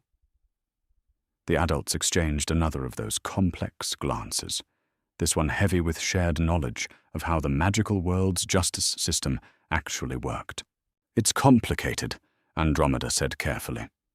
Sirius never received a proper trial. He was arrested at the scene where your parents' betrayer had supposedly died, and the evidence seemed overwhelming. By the time anyone thought to question the official story, he'd already been in Azkaban for years. But if we could prove he was innocent— We'd need evidence, Ted said gently. Something concrete that showed who really betrayed your parents. Without that, we're just making accusations based on sentiment and family loyalty, which isn't enough to overturn a conviction, even a wrongful one, Nymphadora added bitterly. The magical world doesn't like admitting it makes mistakes, especially big ones. Harry absorbed this information with the growing understanding that the magical world, for all its wonders, was no more perfect than the Muggle one. There was still injustice, still prejudice, still systems that favored some people over others based on accidents of birth rather than character. But we have to try, he said finally. Don't we? If there's someone innocent suffering in prison, if there's a chance we could prove the truth, we have to try. The smile that spread across Andromeda's face was proud and heartbroken and full of recognition. "You sound exactly like your mother," she said softly. Lily Potter never could stand injustice either. She had the same need to fight for what was right, even when the odds were stacked against her. "And like your godfather," Nymphadora added. "Sirius Black spent his whole life fighting against unfairness, standing up for people who couldn't stand up for themselves. I think he'd be very proud of the young man you're becoming." The weight of that legacy, of parents who had died fighting for what was right, of a godfather who had suffered for his principles, of family who had chosen love over social approval, settled around Harry like a cloak of responsibility. He was 10 years old and had learned about magic less than 12 hours ago, but he could already feel the pull of something larger than himself, calling him toward a future he couldn't yet imagine. "Tomorrow," he said, surprising himself with the certainty in his voice. "Can we start looking for ways to help Sirius? I know I'm just a child, but—" "You're not just anything," Ted interrupted firmly. "You're Harry Potter, son of James and Lily, godson of Sirius Black, and newest member of the Tonks family. If you want to fight for justice, then that's exactly what we'll do." "Together," Andromeda agreed, reaching over to squeeze Harry's hand. "Because that's what families do. They stand up for each other, they fight for what's right, and they never give up on the people they love." As Harry settled into bed that night in his very own room, surrounded by books and magical supplies, and the promise of a future filled with purpose, he thought about the complex web of relationships and responsibilities that connected him to the magical world. He had a godfather to rescue, a heritage to understand, and a family who had chosen him, not because they had to, but because they wanted to. For the first time in his life, Harry Potter fell asleep, not as a burden to be endured, but as a person with the power to make a difference in the world. And despite everything he'd learned about injustice and loss, despite the knowledge that good people sometimes suffered for loving the wrong people or standing up for the right principles, he felt something he'd never experienced before. Hope. Tomorrow would bring new challenges, new revelations about the magical world and his place in it. But tonight, surrounded by love and acceptance and the promise of family, Harry Potter slept the sleep of someone who finally knew where he belonged. The boy who had lived was learning how to truly live. Chapter 6. A Home at Last. The third week of August brought with it the establishment of something Harry had never experienced before. Routine that wasn't built around fear. In the Dursley household, routine had meant knowing exactly which chores would earn him a meal and which mistakes would cost him one. Here, routine meant something entirely different. It meant belonging to something larger than himself, contributing to a family, not because he had to earn his place, but because he was already an integral part of it. "Right then," Ted announced on a sunny Tuesday morning, setting down his cup of coffee with the satisfied air of a man who had made an important decision. "I think it's time we established some proper rhythms around here. Harry, you've been with us for 3 weeks now, and I suspect you're ready for something more structured than eat when hungry, sleep when tired, marvel at magic when it presents itself." Harry looked up from the book Nymphadora had given him, a gentle introduction to magical theory written for children, and felt that familiar flutter of anxiety that still appeared whenever adults started talking about expectations and responsibilities. "What kind of structure?" he asked carefully, his voice carrying echoes of 10 years spent navigating the dangerous waters of adult moods and demands. "The good kind," Andromeda said firmly from across the kitchen table, where she was reading the Daily Prophet with obvious skepticism. "The kind where everyone contributes to keeping our home running smoothly, but no one person bears the entire burden." "Chores," Nymphadora translated with a grin, her hair shifting to a cheerful yellow that matched the morning sunlight. "But the fair kind, where everyone does their bit and no one gets locked in a cupboard for accidentally breaking something. The casual reference to his former living situation still made Harry flinch, but it was getting easier to hear, especially when it came wrapped in the promise that such treatment was firmly in the past. "What would I need to do?" Harry asked. "Help with the washing up after meals," Ted said, ticking items off on his fingers. "Keep your room tidy. Help with the garden when the weather's nice. Maybe lend a hand with the cooking when you're interested. The sorts of things that families do together." "And in return," Andromeda added, with the solemnity of someone making a sacred promise, "you get 3 meals a day, whether you've finished your chores or not, a warm bed, whether you've been perfectly behaved or not, and all the magical education we can provide whether you master every lesson or struggle with the basics." The unconditional nature of the arrangement still felt almost too good to be true. Harry had spent so many years believing that safety and comfort had to be earned anew each day, that one mistake could cost him everything he'd managed to accumulate in terms of adult approval. "What if I do something wrong?" he asked quietly. "Then we'll help you fix it," Ted said simply. "That's what families do, Harry. They help each other learn and grow and become better versions of themselves.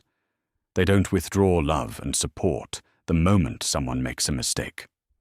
As the weeks passed, Harry discovered that routine, when built on love rather than fear, could be profoundly comforting. Mornings began with breakfast at the kitchen table, where the 4 of them would discuss plans for the day, over eggs that stayed perfectly warm and toast that buttered itself. Harry learned to contribute to these conversations, offering opinions about everything from the weather to the interesting things he'd read in his magical theory books. By the time September arrived with its crisp mornings and golden afternoons, Harry had settled into a rhythm that felt as natural as breathing. Ted had taken on the task of expanding Harry's understanding of the world from the unique perspective of someone who had grown up Muggle, but lived magical. "You see," Ted explained one afternoon as they worked together in the garden, using a combination of magical and mundane techniques to coax the autumn vegetables toward harvest. "Most magical children grow up knowing about both worlds, but truly understanding neither. They know Muggles exist, but they often think of them as curiosities rather than people. And they know magic is normal, but they don't appreciate how extraordinary it really is." Harry paused in his weeding, considering this perspective. "But you understand both." "I had to learn both," Ted said, straightening to survey their work with satisfaction. "I spent 11 years living as a Muggle, then had to adapt to a world where the impossible happened daily. It gave me a rather unique appreciation for both ways of life." "Which is better?" "Neither," Ted said without hesitation. "They're different tools for different purposes. Magic can solve problems that would be impossible for Muggles to address, but Muggle ingenuity often finds solutions that magical thinking would never consider. The best approach is to understand both and use whichever works best for the situation at hand." These conversations became one of Harry's favorite parts of his new life. Ted had a way of explaining complex concepts in terms that made sense, while never making Harry feel foolish for asking questions that revealed the gaps in his knowledge. October brought cooler weather, and Nymphadora's return to a more structured approach to magical education. She had spent September allowing Harry to simply absorb the reality of magic's existence. But as the leaves began to turn, she decided it was time to begin more formal instruction. "Right," she announced one crisp morning, setting a collection of objects on the kitchen table with the air of a teacher preparing for an important lesson. "Time to learn some proper magic. Not the accidental kind you've been doing all your life, but controlled, intentional magic." The objects she'd assembled were an eclectic mix: a feather, a matchstick, a glass of water, and several other items that seemed chosen specifically for beginning magical practice. "We'll start with simple levitation," she continued, pulling out her wand with obvious pleasure. It's one of the first spells most magical children learn to control, and it's useful for understanding the relationship between intent, emotion, and magical energy. Harry watched in fascination as Nymphadora demonstrated the wand movement, a gentle swish and flick, while clearly enunciating Wingardium Leviosa. The feather rose gracefully into the air, floating with the controlled precision of magic properly channeled. "The key," she explained as the feather danced through the air, "is not to force the magic, but to guide it. Magic responds to clear intent combined with calm confidence.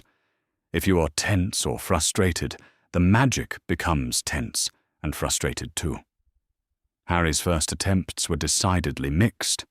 The feather twitched, rolled across the table, and on one memorable occasion burst into flame before Nymphadora quickly extinguished it.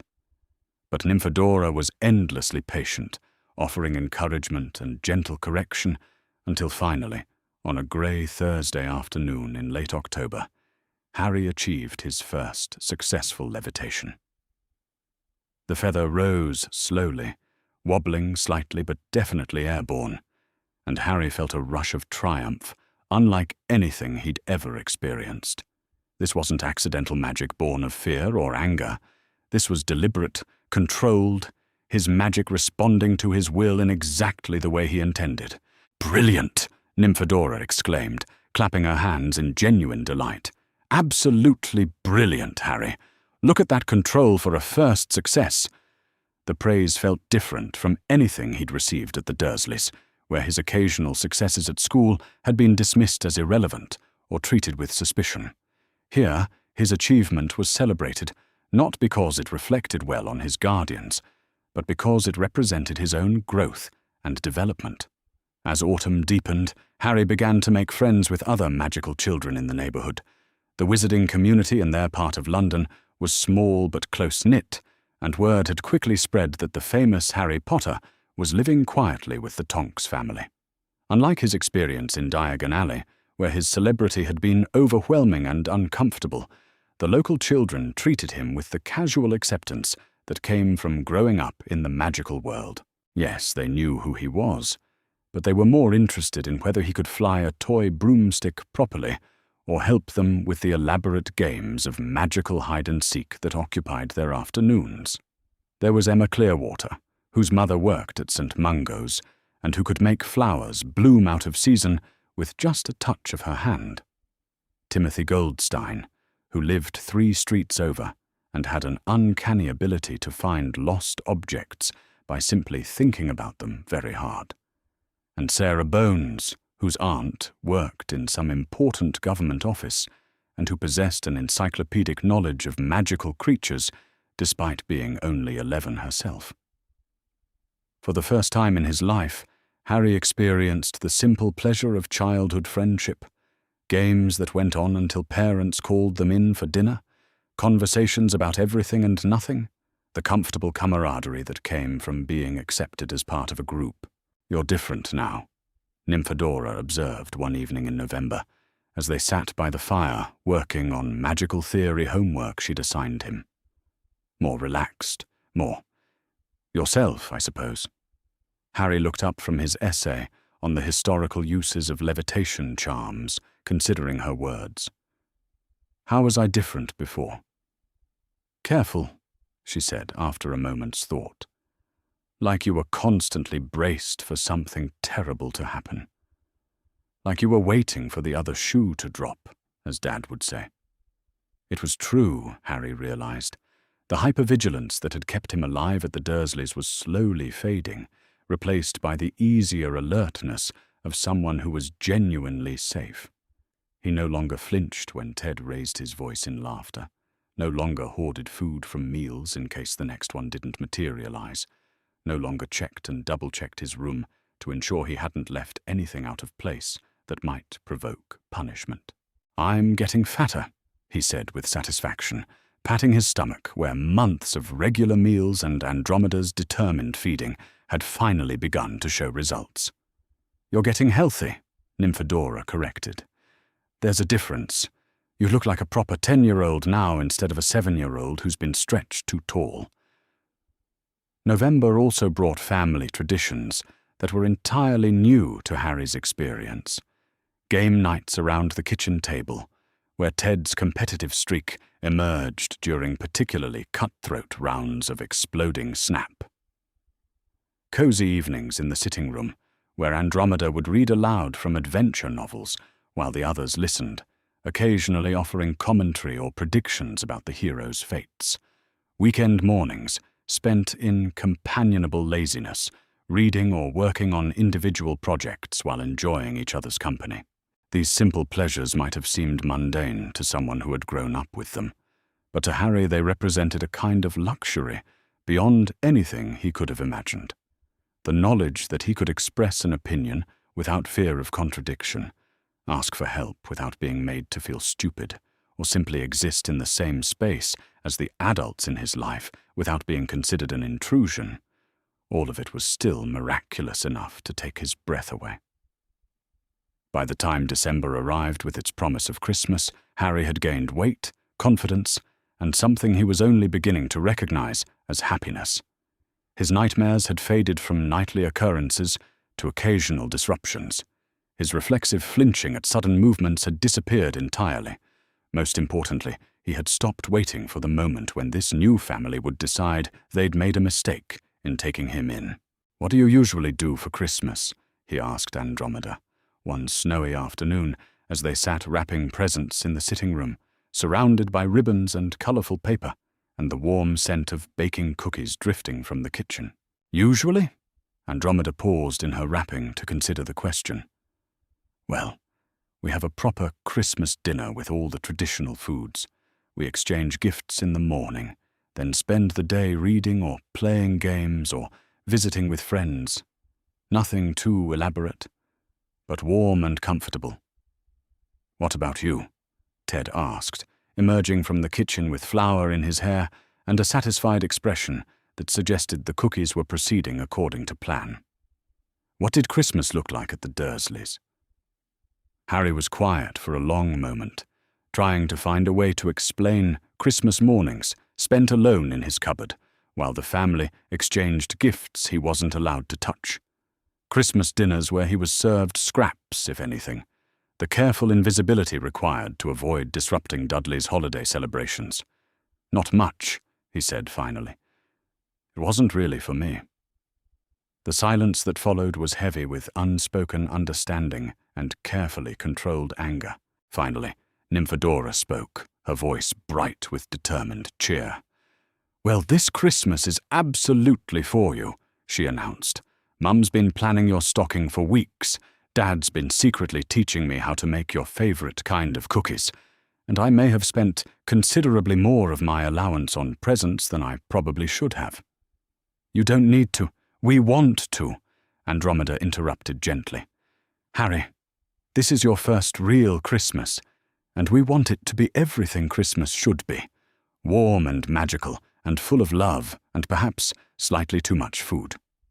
Christmas morning dawned clear and cold, with snow covering the garden in a blanket of pristine white that sparkled in the early sunlight. Harry woke to the sound of voices and laughter drifting up from the kitchen, and for a moment simply lay in his warm bed, marveling at the simple pleasure of waking up looking forward to the day ahead. The sitting room had been transformed overnight, with a tree that seemed to have grown taller and more magnificent while he slept, covered in decorations that moved and sparkled with subtle magic.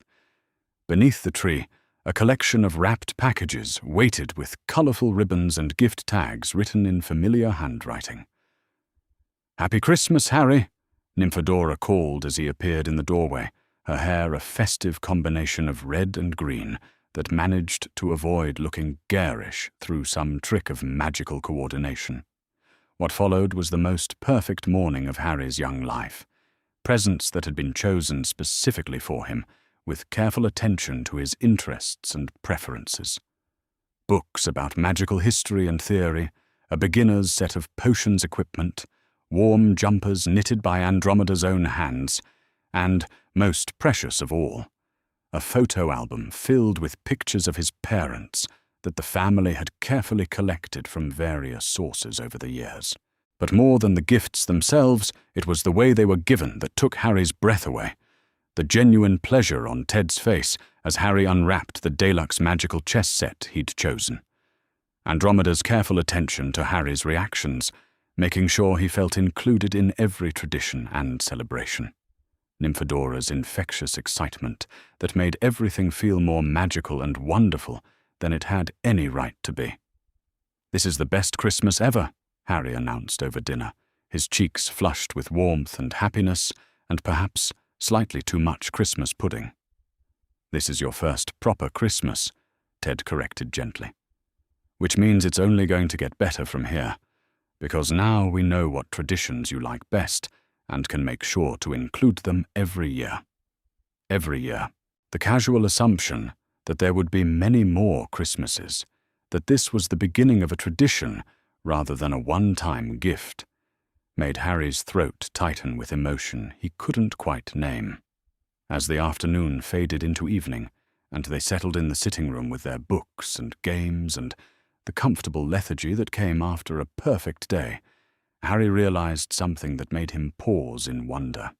Somewhere over the past few months, without his noticing when it happened, these people had stopped being the kind strangers who had rescued him from Privet Drive.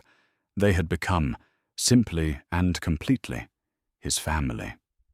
"Mum," he said to Andromeda, testing the word that had begun to feel natural rather than forced. "Dad," he continued to Ted, who looked up from his book with a smile that lit up his entire face. "Dora," he finished, grinning at his sister, who immediately launched into mock outrage about the shortened form of her name. But underneath her protests, Nymphadora was beaming with the particular joy that came from being claimed as family by someone whose opinion mattered. As Harry settled into bed that night, surrounded by his Christmas presents and full of Christmas dinner, and warm with the knowledge that he was loved and wanted, and home, he reflected on how much his world had changed in just 5 months. He had gone from being an unwanted burden to a cherished son, from sleeping in a cupboard to having his own room filled with books and magical supplies and the evidence of a family's love. He had learned that magic was real and that he was magical, that his parents had been heroes rather than drunken failures, that somewhere in the world there were people who had been looking for him all along. Most importantly, he had learned what it felt like to belong somewhere completely and without reservation. The boy who had once believed himself to be a freak was finally home. Chapter 7. Questions about placement. The new year arrived with a blanket of fresh snow and a sense of renewed purpose that seemed to permeate the entire Tonks household. By January 1991, Harry had been with his chosen family for nearly 6 months, and the transformation in him was so complete that it was sometimes difficult to remember the frightened, undernourished boy they had rescued from Privet Drive. But it was precisely because Harry had healed so thoroughly that the questions about his original placement had begun to feel more urgent rather than less. Ted Tonks stood in his study on a grey Tuesday morning in mid-January, surrounded by legal texts that represented the accumulated wisdom of both magical and Muggle jurisprudence. As someone who had grown up in the Muggle world before entering the magical one, he possessed a unique understanding of how both systems approached the complex matter of child welfare and guardianship. "The more I research this," he said to Andromeda, who sat reading over his shoulder while Harry worked on magical theory exercises at the small desk by the window, "the more convinced I become that Harry's placement with the Dursleys was not just unusual. It was potentially illegal under both magical and Muggle law."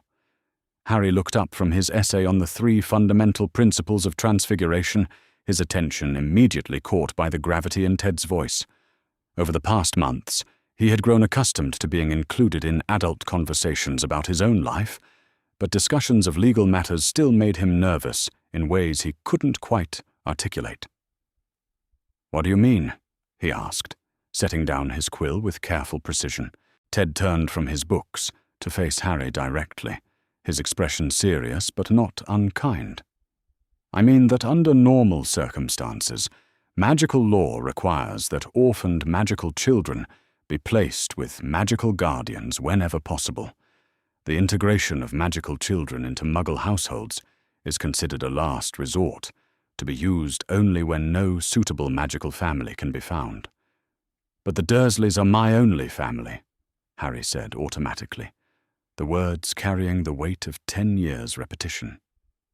"That's what we've been told," Andromeda said gently. "But it's not necessarily true. Let me show you something." She moved to Ted's desk and spread out a hand-drawn family tree that she'd been working on for several days, carefully mapping out the connections between the Potter, Evans, and Black families.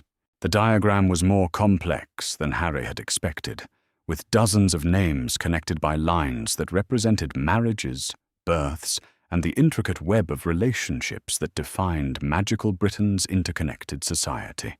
"Here," she said, pointing to James Potter's name at the center of the tree. "Your father had parents, your paternal grandparents, Fleamont and Euphemia Potter. They died of dragon pox shortly before you were born, which is why they couldn't serve as your guardians. But look at this."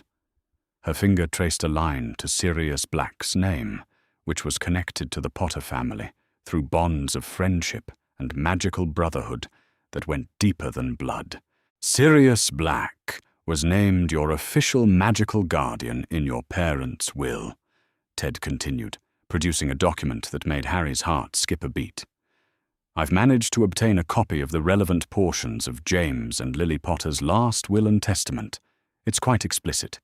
In the event of their deaths, Sirius Black was to assume full custody and guardianship of Harry Potter." The silence that followed was heavy with implications. Harry stared at the document, trying to process the fact that his parents had specifically chosen someone to care for him, had made legal arrangements to ensure his well-being, and those arrangements had been completely ignored. "Then why?" he began, his voice rough with emotion. "Why wasn't he contacted when your parents died?" Andromeda finished. "Why wasn't he given the chance to fulfill the responsibility your parents entrusted to him? Those are excellent questions, Harry, and the answers suggest that someone made a deliberate decision to circumvent your parents' wishes." Ted pulled another book from his collection, this one bound in deep blue leather and marked with the official seal of the Ministry of Magic. According to the Magical Guardianship Act of 1749, when a named guardian is unavailable due to death, incapacitation, or imprisonment, the Ministry is required to contact the next closest magical relatives to determine alternative arrangements. "But they didn't contact anyone from the magical world," Harry said, understanding beginning to dawn on him. "Exactly. Instead, you were placed directly with your mother's Muggle sister, despite the fact that multiple magical families could have claimed kinship and guardianship rights." Andromeda's finger moved to her own name on the family tree. "I am Sirius Black's cousin, which makes me your godfather's closest available family. Under magical law, I should have been contacted immediately when Sirius was arrested. I should have been given the opportunity to claim guardianship rights." "You would have taken me?" "Without hesitation," she said firmly. "Ted and I had been trying to have children for several years before Nymphadora was born. Taking in the orphaned child of my cousin's best friend, it wouldn't have been a burden, Harry. It would have been an honor." Harry felt something cracking apart inside his chest. Not his heart, exactly, but some fundamental assumption about the inevitability of his suffering. The idea that there had been people who would have welcomed him, would have loved and cared for him from the beginning, made the 10 years he'd spent with the Dursleys feel not just unfortunate, but actively cruel. "Why didn't anyone tell you?" he asked, his voice barely above a whisper. "Because," Ted said grimly, "someone wanted to ensure that Harry Potter grew up isolated from the magical world. Someone wanted to make sure he had no knowledge of his heritage, no understanding of his importance, and no connection to the people who might have taught him to think independently about magical politics. The implication hung in the air between them, like a curse, waiting to be spoken aloud. Harry looked from Ted to Andromeda, seeing his own growing realization reflected in their faces. "Dumbledore," he said finally. "It would appear so," Andromeda confirmed. "Albus Dumbledore had the authority to make emergency guardianship arrangements in the aftermath of your parents' deaths. He's the one who placed you with the Dursleys, and he's the one who ensured that no magical families were consulted about alternative arrangements. But why would he do that? Why would he want me to be miserable?" Ted and Andromeda exchanged one of their meaningful glances, and Harry could see them weighing how much truth he was ready to handle. "We don't think he wanted you to be miserable," Ted said carefully, "but we suspect he wanted you to be manageable. A Harry Potter raised by loving magical guardians might have grown up confident, informed, and potentially difficult to control. A Harry Potter raised in ignorance and isolation would be more likely to accept adult guidance without question." The casual calculation implicit in this reasoning made Harry feel sick. The idea that his suffering had been not accidental, but instrumental, a tool in someone's larger plan for his life, was almost too much to process. "There's something else," Andromeda said gently, producing another document from Ted's research collection. "The Dursleys were compensated for taking you in. The Ministry has been paying them a substantial monthly sum for your care since 1981. Harry stared at the financial records in disbelief. "They were paid to take care of me? Quite handsomely, actually," Ted said, his voice tight with controlled anger. "More than enough to ensure you were well fed, properly clothed, and given your own bedroom. The fact that they chose to pocket the money while treating you as an unwanted burden makes their behavior even more inexcusable." The revelation that the Dursleys had been profiting from his misery while simultaneously treating him like a shameful burden was the final blow to any residual sympathy Harry might have felt for his former guardians. They hadn't just resented his presence, they had actively chosen cruelty over kindness while being compensated for providing care they never bothered to give. When Nymphadora returned from Hogwarts the following weekend, she brought with her additional research that painted an even more troubling picture of the circumstances surrounding Harry's placement. "I've been spending my free periods in the library," she announced, settling into the sitting room with a collection of books and parchments that suggested weeks of dedicated investigation. "Researching everything I could find about guardianship law, blood protection magic, and the specific circumstances of Harry's placement."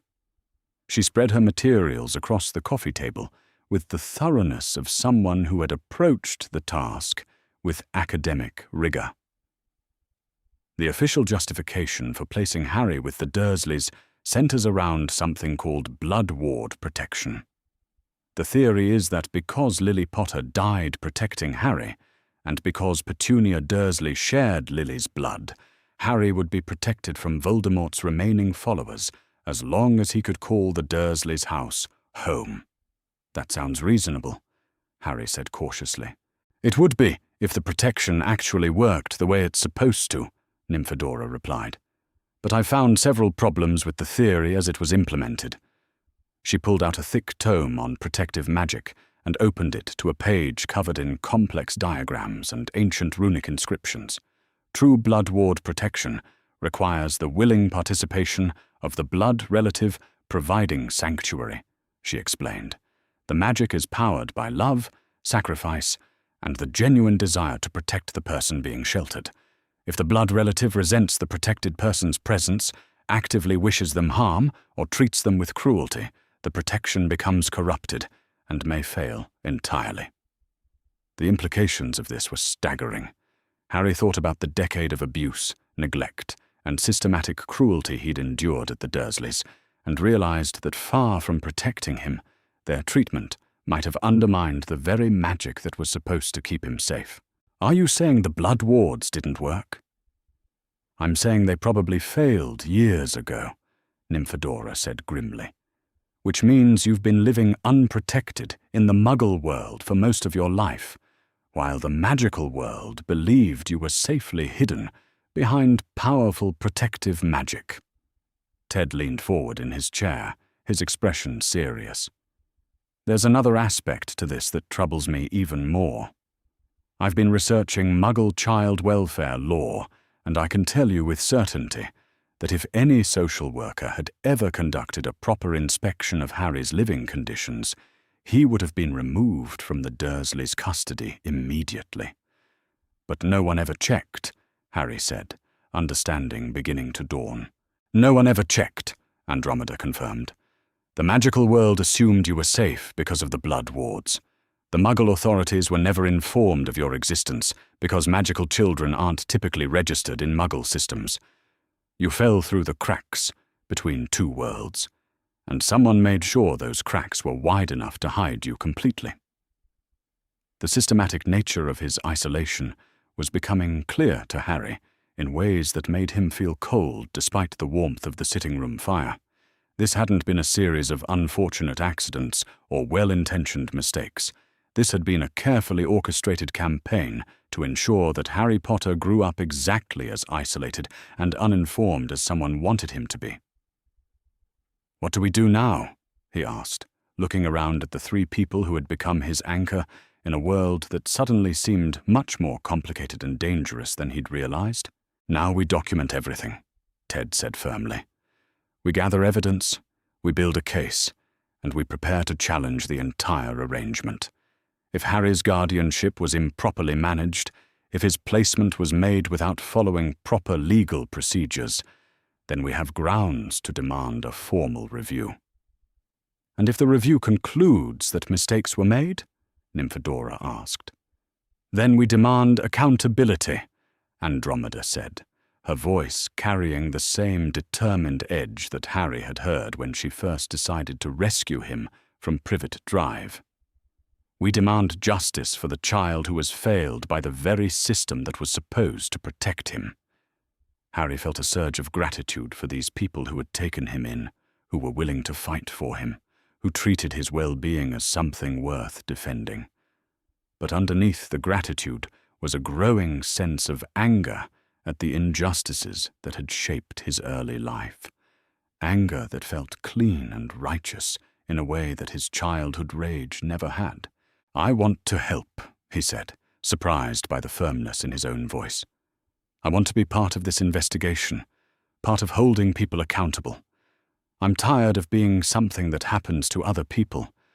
I want to be someone who makes things happen." The proud smile that spread across Andromeda's face told Harry that he had said exactly the right thing. "Then that's exactly what we'll do," she said. "We'll make things happen. We'll demand answers. And we'll make sure that what happened to you never happens to another magical child." As February arrived with its promise of longer days and the eventual approach of spring, the Tonks family settled into a new routine that combined Harry's continued education with their growing investigation into the circumstances of his placement. It was work that required patience, methodical research, and the careful accumulation of evidence that could withstand official scrutiny. But it was also work that gave Harry a sense of purpose beyond his own healing and happiness. For the first time in his life, he was part of something larger than himself, a quest for truth and justice that honored the memory of his parents while working to protect other children who might find themselves in similar circumstances. The boy who had once been deliberately isolated was learning the power that came from being part of a family that refused to accept injustice. And while the work ahead would be difficult and potentially dangerous, Harry found himself looking forward to it with the eager anticipation of someone who had finally found a cause worth fighting for. The investigation into his past was becoming the foundation for his future, and for the first time since learning he was famous, Harry Potter was ready to use that fame for something that mattered. Chapter 8.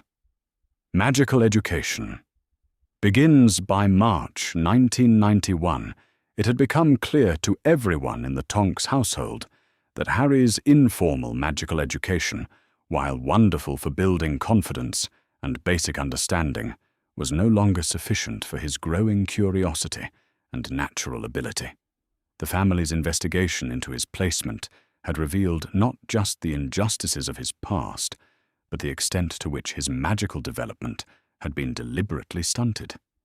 If Harry was to take his rightful place in the magical world, he would need proper instruction that went far beyond the gentle introductions Nymphadora had been providing. "I think it's time we found Harry a proper tutor," Andromeda announced one crisp morning as they sat around the breakfast table, watching Harry practice levitating his toast while simultaneously reading a book about magical theory, a feat of concentration that would have impressed most adult wizards. Harry looked up from his multitasking, his toast hovering forgotten in midair. "A tutor? Like a real magical teacher?" "Exactly like a real magical teacher," Ted confirmed, lowering his copy of the Daily Prophet to smile at Harry's obvious excitement. "Someone qualified to take your education to the next level, to teach you things that Nymphadora and I simply don't have the expertise to cover properly." "But I thought I was doing well with what Dora's been teaching me," Harry said, a note of uncertainty creeping into his voice. "You're doing brilliantly," Nymphadora assured him, her hair shifting to an encouraging shade of gold. "But there's so much more to magic than basic spells and theory. You need to learn about magical history, about the different branches of magic, about creatures and potions and all the fascinating complexities of our world. More importantly," Andromeda added, "you need to understand your heritage. You need to learn about the war that took your parents, about the kind of people they were, about the choices they made, and the principles they died defending." The weight of this responsibility settled over Harry like a cloak.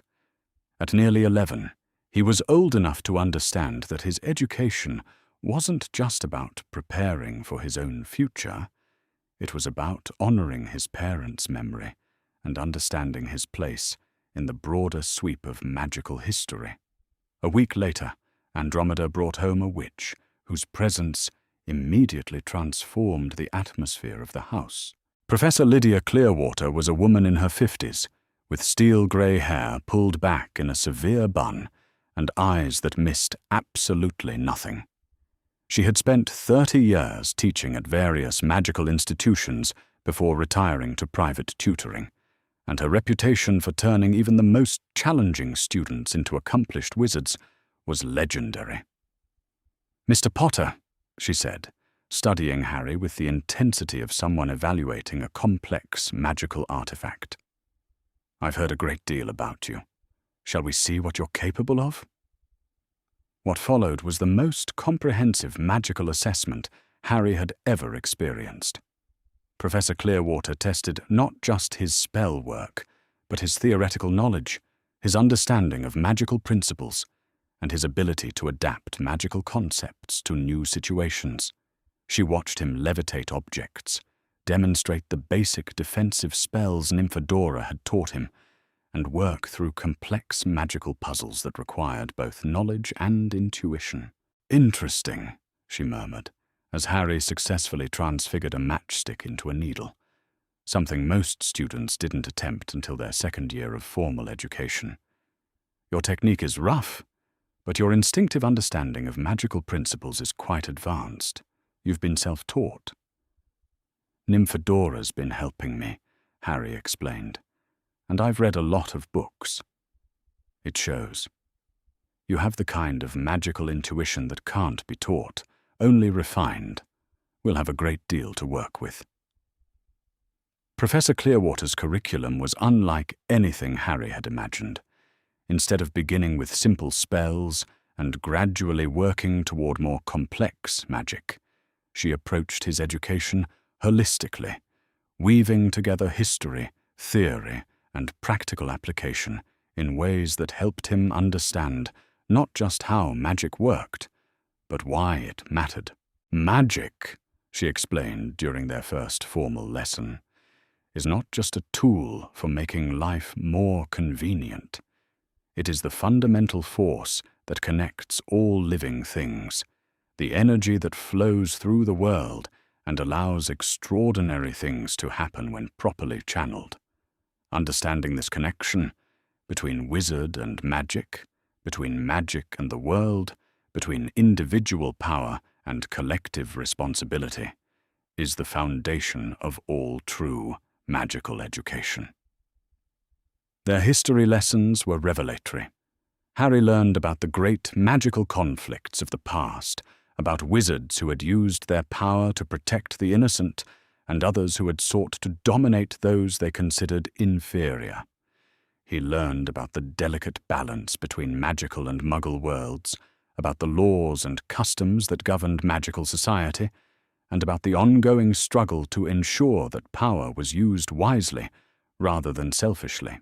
But it was when Professor Clearwater began teaching him about the most recent war, the conflict that had shaped his entire life, that Harry's education became truly personal. "The war against Voldemort," she said, using the name without flinching in a way that still surprised Harry, was not simply a conflict between good and evil.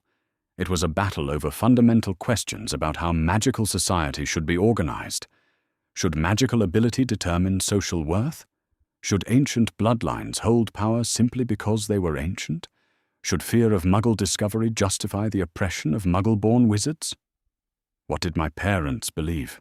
Harry asked, leaning forward with the intensity of someone desperate to understand the principles that had guided the people who gave him life. "Your parents believed that magical ability was a gift to be used in service of others, regardless of the blood status of the person wielding it. They believed that diversity made the magical world stronger, not weaker. And they believed that standing up for these principles was worth any personal cost." Professor Clearwater produced a photograph that made Harry's breath catch, his parents standing with a group of other young witches and wizards, all wearing expressions of fierce determination. They looked impossibly young, hardly older than Nymphadora, but their eyes held the gravity of people who had seen too much violence and chosen to fight anyway. "The Order of the Phoenix," she explained, "a secret organization founded by Albus Dumbledore to fight against Voldemort and his followers. Your parents were among its youngest and most dedicated members." Harry studied the photograph, memorizing every detail of his parents' faces, trying to reconcile these determined young fighters with the people who had died to save him. "Were there others like me?" he asked quietly. "Other children who lost their parents in the war?" "Many others," Professor Clearwater confirmed sadly. "The war lasted nearly a decade, and it touched almost every magical family in Britain. You're not alone in growing up without the parents who should have been there to guide you." This revelation led to one of the most significant developments in Harry's social education. Through Professor Clearwater's connections, the Tonks family was introduced to a support network of families who had been affected by the war, some who had lost parents, others who had lost siblings or close friends, all bound together by the shared experience of grief and the determination to honor their lost loved ones.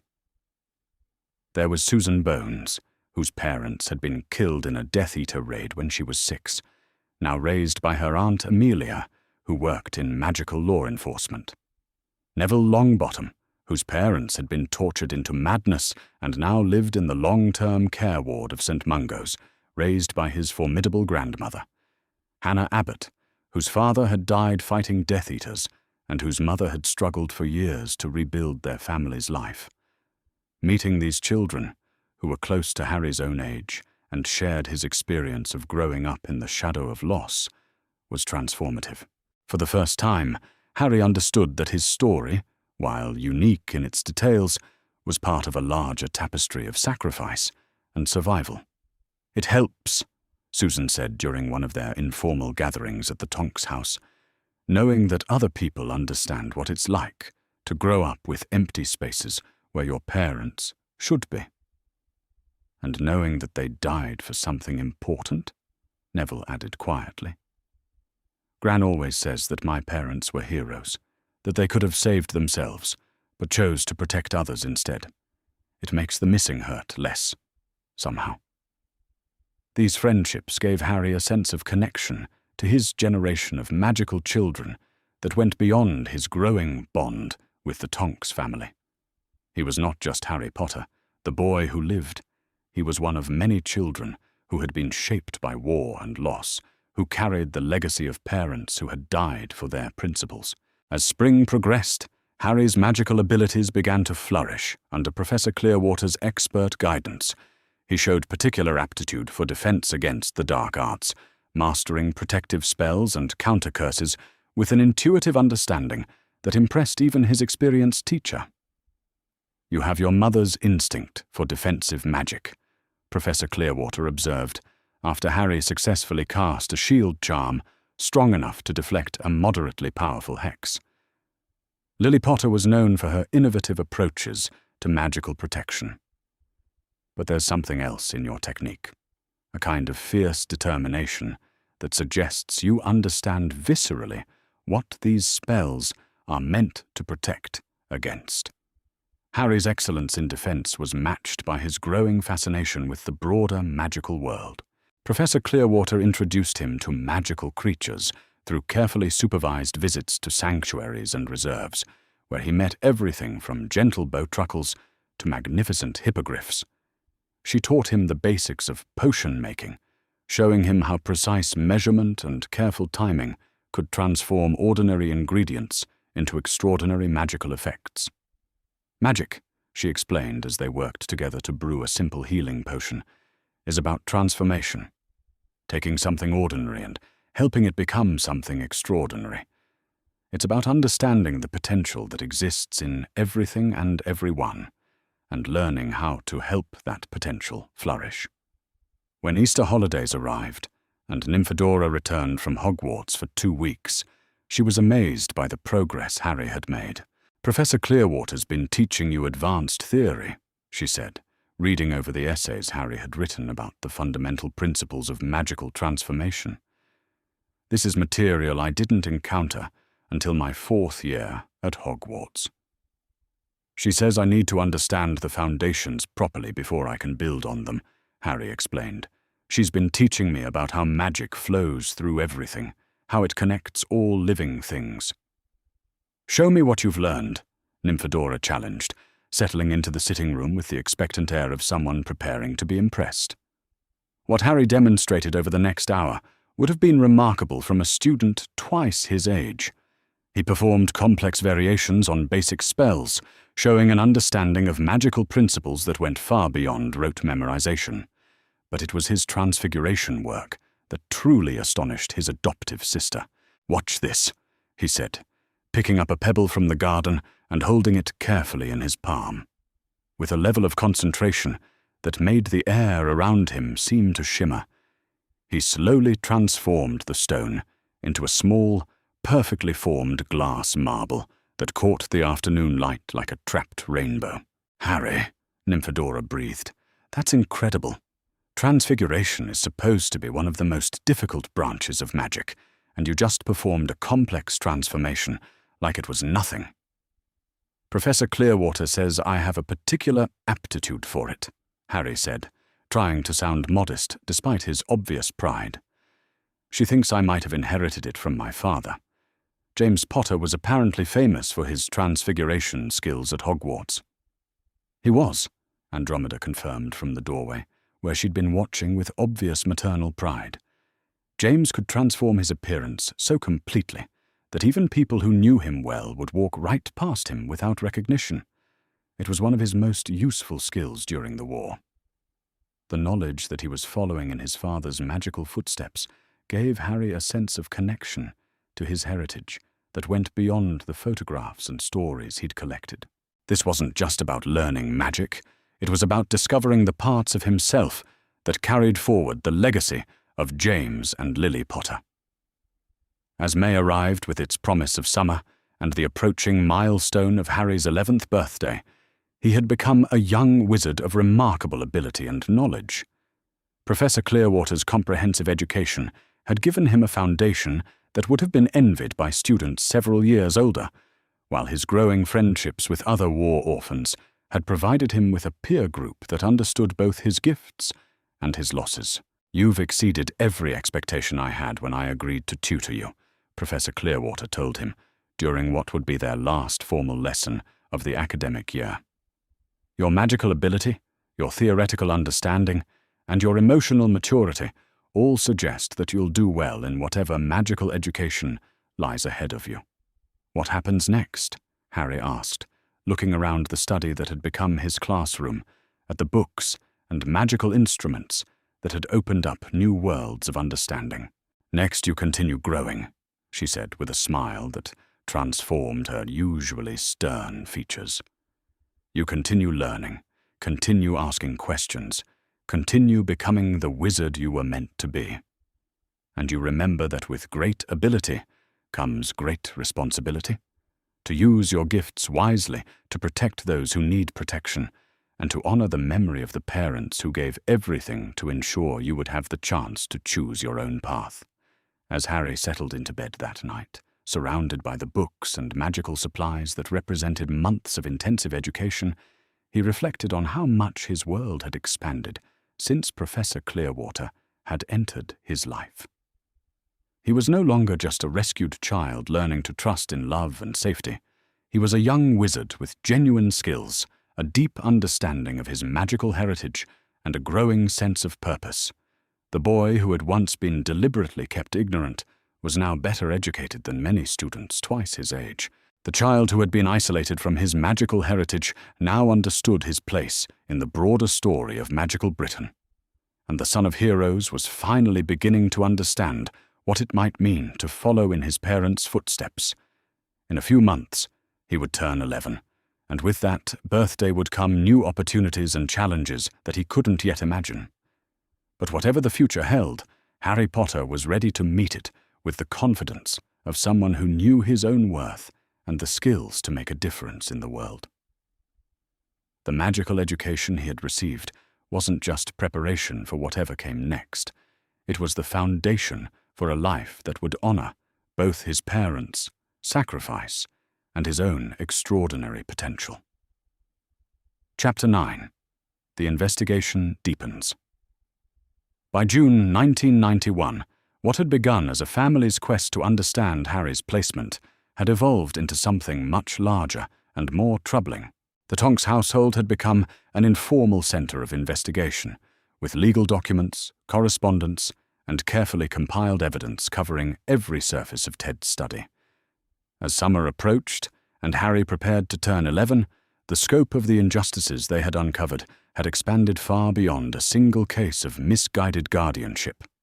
Ted stood before a wall chart that now resembled something from a professional investigation, with colored strings connecting names, dates, and locations in a web of systematic abuse that made his stomach churn with each new connection he discovered.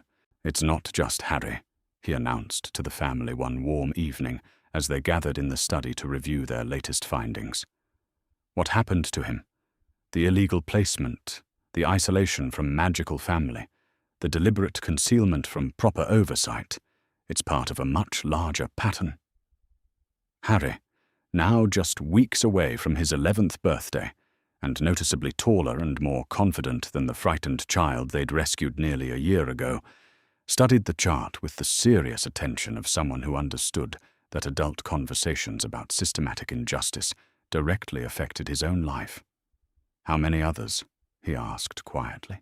"At least 17 cases that we've been able to document thoroughly," Ted replied, his voice heavy with the weight of accumulated evidence.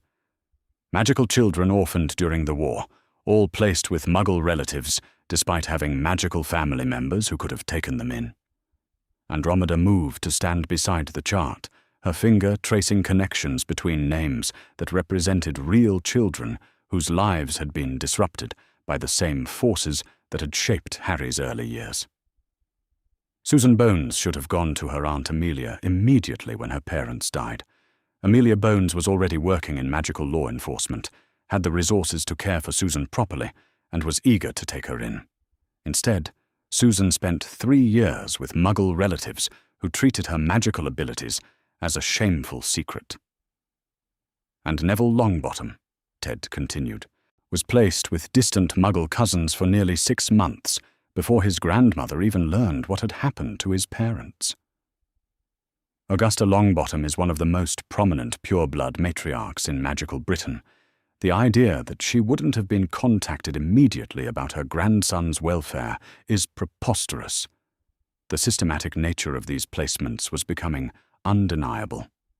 In case after case, magical children had been placed with Muggle relatives who resented their abilities, while qualified magical guardians had been kept in ignorance of the children's existence. But how? Harry asked, his voice carrying the analytical tone that Professor Clearwater had encouraged in her teaching. How could so many magical families not know that their relatives' children needed homes? "Memory modifications," Nymphadora said grimly from her seat by the window, where she was reviewing a stack of correspondence that represented months of careful inquiry. "We've found evidence that in at least 8 cases, potential magical guardians had their memories modified to remove knowledge of the children's existence or to implant false memories about the children being properly cared for." The casual mention of memory modification, magical interference with people's minds, made Harry feel cold despite the warm evening air. The idea that someone had the power to simply erase inconvenient memories to make loving relatives forget that children needed their help added a layer of violation to the systematic abuse that was difficult to process. "That's illegal," he said, remembering Professor Clearwater's lessons about magical law and the strict regulations governing mind magic. "Highly illegal," Ted confirmed. "Unauthorized memory modification carries a sentence of 5 to 15 years in Azkaban, depending on the scope and intent. But the modifications we've uncovered show a level of skill and coordination that suggests they weren't performed by rogue practitioners. They were part of an organized campaign." The implications hung in the air like a curse, waiting to be spoken. If memory modifications had been used systematically to prevent magical families from claiming war orphans, then someone with significant magical authority and skill had been orchestrating the entire pattern of abuse. Andromeda had spent weeks reaching out to her network of contacts, people who, like her, had been disowned or marginalized by the traditional pureblood establishment, but who maintained connections throughout magical society. The information they provided painted a picture that grew more disturbing with each revelation. "I heard from Septimus Weasley yesterday," she said, settling into a chair with a letter that bore the distinctive handwriting of someone from an older generation. "You remember? Arthur Weasley's father. He was disowned years ago for his fascination with Muggle artifacts, but he still has friends throughout the ministry." "What did he say?" Ted asked. "He remembers trying to inquire about you, Harry, in 1983. He'd heard rumors that James Potter's son was living with Muggles and was concerned about your welfare. When he attempted to get information through official channels, he was told that your case was classified and that any further inquiries would be considered interference with official ministry business. The idea that people had been trying to check on him, that there had been magical adults who cared enough to ask questions about his welfare, made Harry feel a complex mixture of gratitude and sorrow. For years, he had believed himself to be completely alone and forgotten, when in reality, people had been trying to help and had been systematically blocked from doing so. "There were others," Andromeda continued, consulting her careful notes. "Minerva McGonagall attempted to visit you at least 3 times during your first year with the Dursleys. Each time, she was told that you were doing well, and that visits from magical persons might disrupt your adjustment to normal life." "Professor McGonagall tried to see me?" Harry asked, remembering the stern but kindly witch who had been mentioned in several of his magical history lessons. "Multiple times. And she wasn't the only one. Frank and Alice Longbottom, before their tragedy, had requested permission to check on you as friends of your parents. Lily's old friends from school had inquired about your welfare. Even some of your father's former Quidditch teammates had asked if they could visit." The systematic blocking of these attempts created a clear pattern of deliberate isolation. Someone had been working very hard to ensure that Harry Potter remained cut off from anyone who might have questioned his treatment or offered him alternatives to life with the Dursleys.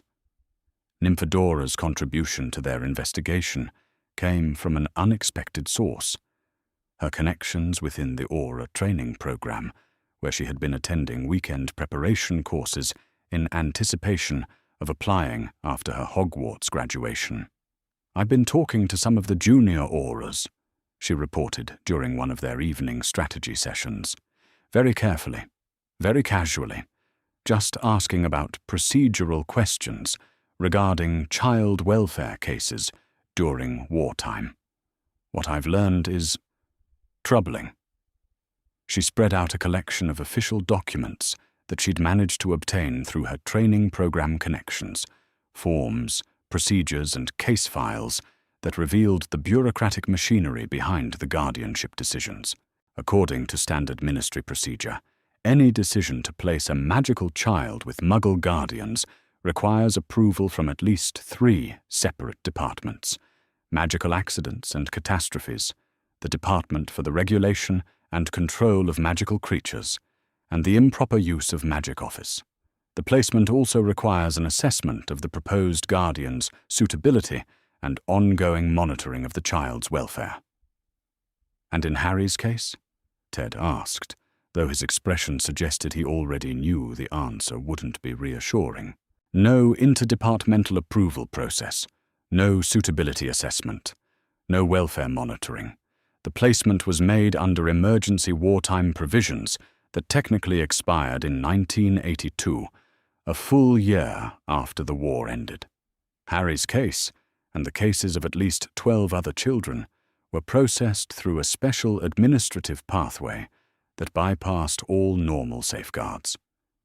The revelation that Harry's placement had been made outside normal legal channels, using emergency provisions that had expired years before anyone thought to review his situation, added another layer of illegality to an already damning case. "Who had the authority to use those emergency provisions?" Harry asked. "The Supreme Mugwump of the International Confederation of Wizards," Nymphadora replied. "Or the Chief Warlock of the Wizengamot, or—" She paused, meeting Harry's eyes with obvious reluctance. "Or the Chief Magistrate of Hogwarts School, in cases involving magical children's education and welfare." "Dumbledore," Harry said quietly. "Dumbledore," she confirmed. The weight of this revelation settled over the family like a shroud. They had suspected that Albus Dumbledore had been instrumental in Harry's placement, but discovering that he had used emergency wartime powers to bypass normal legal protections and had continued to use those expired powers for years, transformed their suspicions into documented evidence of systematic abuse of authority. "There's more," Nymphadora continued, her voice heavy with the burden of what she'd discovered. "I found records of other children whose placements were made through the same administrative pathway. Children who should have gone to magical guardians, but who were instead placed with Muggle families who either couldn't cope with magical abilities or who actively resented them. The stories that emerged from their expanded investigation were heartbreaking in their consistency. Magical children placed with Muggle relatives who had no understanding of or patience for accidental magic. Children whose abilities were suppressed through neglect, abuse, or deliberate attempts to make them normal. Children who grew up believing themselves to be freaks or failures because the adults responsible for their care viewed magic as something shameful to be hidden rather than a gift to be nurtured. Lisa Turpin spent 5 years with Muggle cousins who locked her in her room whenever she did accidental magic, Andromeda reported after speaking with the girl's eventual magical guardian. She was so traumatized by the experience that it took years of therapy before she could use magic without having panic attacks. Dean Thomas was placed with a Muggle stepfather who was told that Dean's biological father had died in an industrial accident, Ted added, consulting his own growing file of documented cases. No one bothered to inform the stepfather that Dean was magical, or that his biological father had actually been killed fighting Death Eaters. When Dean's abilities began to manifest, his stepfather assumed something was wrong with him, and spent years trying to find medical explanations for what he considered to be mental illness. Each case they uncovered revealed the same pattern: magical children deliberately isolated from their magical heritage, placed with guardians who were either unprepared or unwilling to support their magical development, and systematically cut off from the magical adults who might have provided proper care and guidance. But perhaps the most disturbing discovery came when they began to investigate what had happened to the magical adults who might have served as alternative guardians. "I've been looking into the fates of potential magical guardians," Ted announced, during what would prove to be one of their most significant family meetings. Adults who were connected to the families of these orphaned children who should have been contacted about guardianship arrangements. He produced a list that made Harry's blood run cold.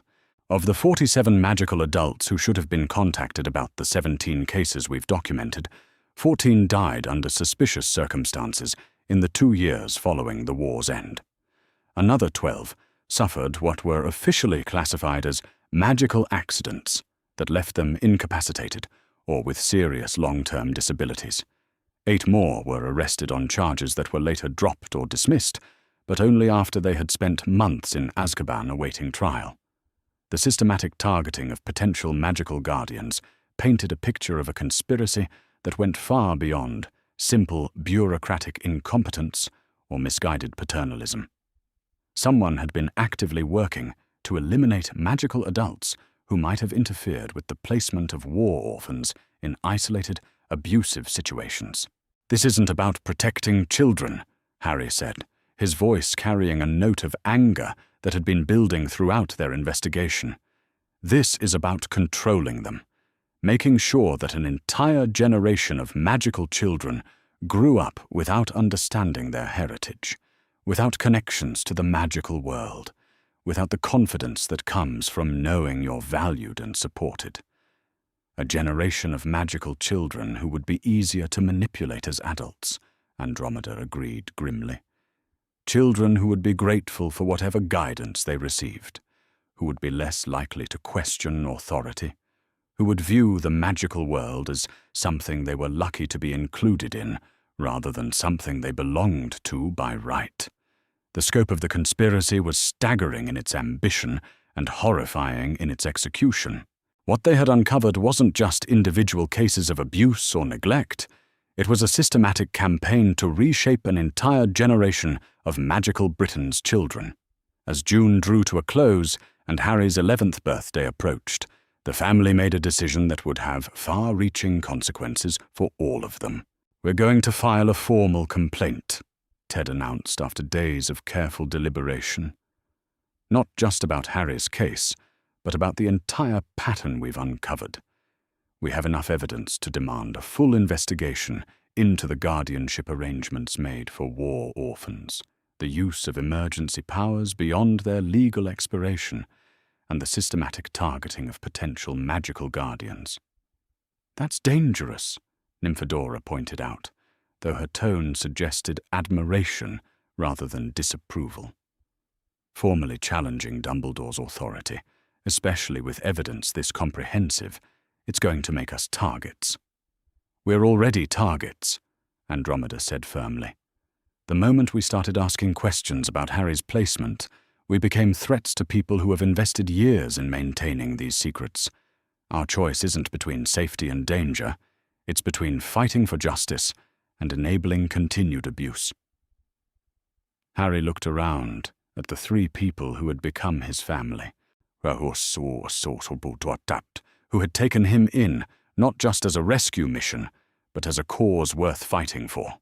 They were preparing to risk everything they had built together, their quiet life, their safety, their comfortable anonymity, to expose injustices that went far beyond his own experience. "Are you sure?" he asked quietly. You've already given me so much. You don't have to keep fighting for other children you've never met."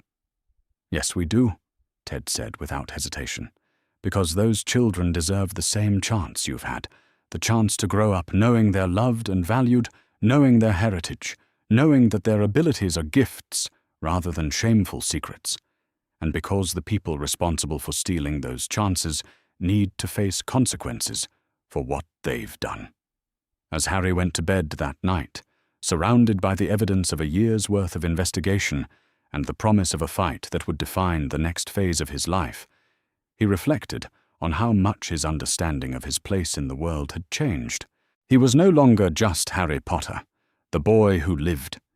He was Harry Potter, the boy who had been systematically abused as part of a larger conspiracy, who had been rescued by people willing to fight for justice, who now understood that his survival carried with it the responsibility to protect other children from the same fate. Tomorrow would bring new challenges as they prepared their formal complaint. Soon he would face whatever came next in his magical education and development. But tonight, surrounded by family who had chosen to fight rather than remain silent, Harry Potter fell asleep, knowing that he was exactly where he belonged, at the center of a battle for justice that honored both his parents' memory and his own extraordinary potential. The investigation had revealed the scope of the conspiracy against magical children. Now it was time to fight back. Chapter 10. The Hogwarts Letter.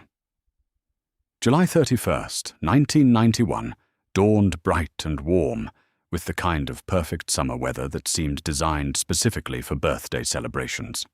Harry woke in his own bed, in his own room, surrounded by the accumulated treasures of a year spent as part of a family that celebrated his existence rather than merely enduring it.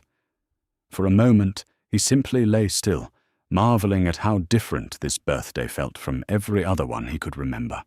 Last year, he had woken in a cupboard, forgotten and unwanted, beginning what he had expected to be just another day of careful invisibility and suppressed hope. Today, he could already hear voices downstairs, Andromeda humming as she prepared what was undoubtedly an elaborate birthday breakfast, Ted's cheerful whistling as he set up something that involved considerable rearrangement of furniture, and Nymphadora's delighted laughter as she put finishing touches on whatever surprise she'd been working on for weeks. At 11 years old, Harry Potter had finally learned what it felt like to wake up on his birthday, knowing he was loved. The celebrations began the moment he appeared in the kitchen, where the table had been transformed into something that belonged in a fairy tale. Presents wrapped in colorful paper sat beside a cake that appeared to have been decorated by someone with both considerable artistic talent and a deep understanding of Harry's interests. Magical creatures danced across the frosting in lifelike detail, while tiny broomsticks flew lazy circles around towers made of spun sugar.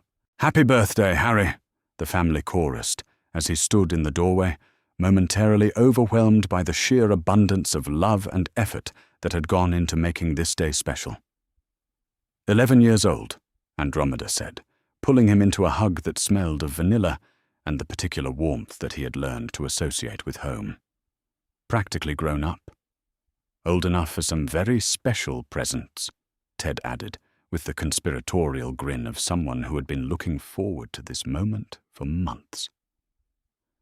"And old enough to start making some important decisions about your future," Nymphadora said, though her serious tone was undermined by the way her hair kept shifting through celebratory shades of gold and scarlet.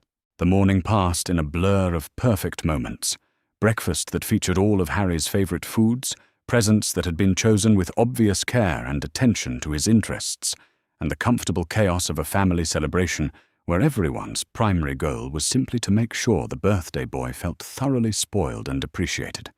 Harry received books about advanced magical theory, a set of professional quality potion ingredients, a broomstick servicing kit for when he eventually learned to fly, and, most precious of all, a locket containing a photograph of his parents that had been magically enhanced to show them moving and smiling, forever young and happy and proud of the son they'd never had the chance to raise. "It was your mother's locket," Andromeda explained, as Harry examined the delicate gold chain with reverent fingers. "I managed to retrieve it from the Potter family vault. The photo was taken just after you were born. Look at how proud they look." Harry stared at the image of his parents, both of them gazing down at something just out of frame with expressions of such overwhelming love and wonder that it took his breath away. In this photograph, they weren't the distant heroes of magical history or the tragic victims of a terrible war. They were simply new parents, completely enchanted by their baby son. "They would be so proud of the young man you've become," Ted said quietly, settling beside Harry on the sofa, where he could see the photograph too. "Brave and kind, and absolutely determined to fight for what's right, just like they were." The emotional weight of the gift and the love behind it left Harry speechless for several long moments. This wasn't just a birthday present. It was a tangible connection to the parents he'd never known, proof that he had been wanted and loved from the moment he drew his first breath. It was while they were cleaning up the wrapping paper and settling into the comfortable lethargy that followed a perfect birthday morning that the owl arrived. Harry noticed it first, a large, tawny owl circling the garden with the kind of purposeful flight that suggested official business rather than casual correspondence. The bird landed on the kitchen windowsill with a sharp tap of its beak against the glass, a thick envelope clutched in its talons. "That's a Hogwarts owl," Nymphadora said, rising from her chair with sudden tension. "I'd recognize that breed anywhere. They only use them for official school correspondence." Andromeda opened the window with hands that Harry noticed were not quite steady, accepting the envelope with the careful movements of someone handling something that might explode. The owl departed immediately, its duty discharged, leaving the family staring at the thick parchment envelope that bore Harry's name in emerald green ink. But it wasn't just Harry's name that made them all freeze with sudden horror. "Mr. H. Potter," Andromeda read aloud, her voice barely above a whisper. "The cupboard under the stairs, 4 Privet Drive, Little Whinging, Surrey." The silence that followed was so complete that Harry could hear his own heartbeat, could hear the distant sound of traffic from the main road, could hear the gentle buzzing of bees in Andromeda's garden. The address on the envelope, an address that no one should have known, an address that confirmed every terrible suspicion they'd harbored about his treatment at the Dursleys, hung in the air like an accusation. "They knew," Harry said finally, his voice rough with anger and disbelief. "Whoever sent this, they knew I was living in a cupboard. They knew, and they didn't care. Hogwarts keeps detailed records of all magical children in Britain," Nymphadora explained, her face pale with shock and rage. "Their address registration system is supposed to be completely accurate. If this letter is addressed to the cupboard under the stairs, it's because that's what Hogwarts has listed as your official residence." "Which means," Ted said grimly, "that someone at Hogwarts, someone with access to student records, has known about your living conditions for years, and has done absolutely nothing to intervene." Harry stared at the envelope, this tangible proof that his suffering had been not just ignored but officially documented. Somewhere in the files of the most prestigious magical school in Britain, there was a record that Harry Potter lived in a cupboard, slept on a thin mattress, and survived on whatever scraps his relatives chose to provide. And no one had ever questioned whether that was acceptable. "What is Hogwarts?" he asked finally, though his voice carried none of the excitement that such a question should have generated. Andromeda opened the envelope with careful precision, extracting several sheets of parchment that bore the official seal of Hogwarts School of Witchcraft and Wizardry. She read the contents silently first, her expression cycling through emotions too complex for Harry to interpret, before beginning to read aloud. "Hogwarts School of Witchcraft and Wizardry," she began, her voice carrying the formal cadence of someone reading an official document. "Headmaster, Albus Dumbledore, Order of Merlin, First Class, Grand Sorcerer, Chief Warlock, Supreme Mugwump, International Confederation of Wizards. Dear Mr. Potter, We are pleased to inform you that you have been accepted at Hogwarts School of Witchcraft and Wizardry." She continued reading through the standard acceptance letter, but Harry's attention had caught on a single detail that made everything else fade into background noise. "Dumbledore is the headmaster?" "He has been for decades," Nymphadora confirmed. "Hogwarts is essentially his personal domain. He has complete authority over curriculum, staff, student affairs, and school policy." The implications were staggering. The man who had orchestrated Harry's placement with the Dursleys, who had bypassed normal legal protections to ensure Harry grew up isolated and abused, was also the headmaster of the school, where Harry was expected to spend the next 7 years of his life.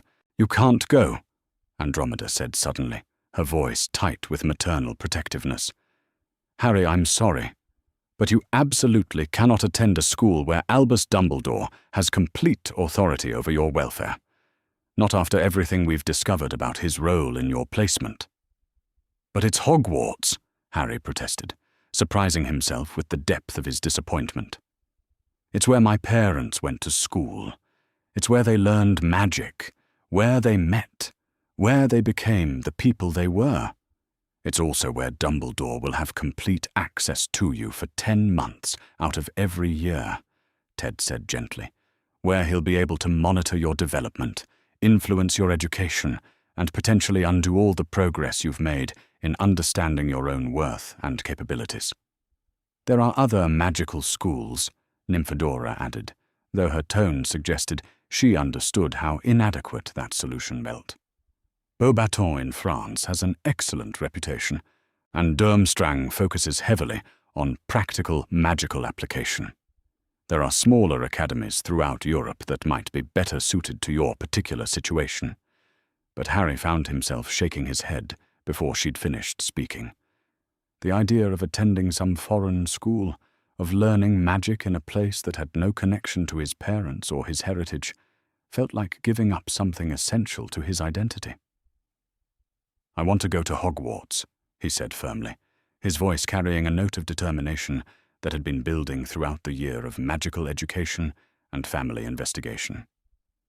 "I want to walk the same halls my parents walked, learn from the same lessons they learned, understand what shaped them into the people who died defending what they believed in."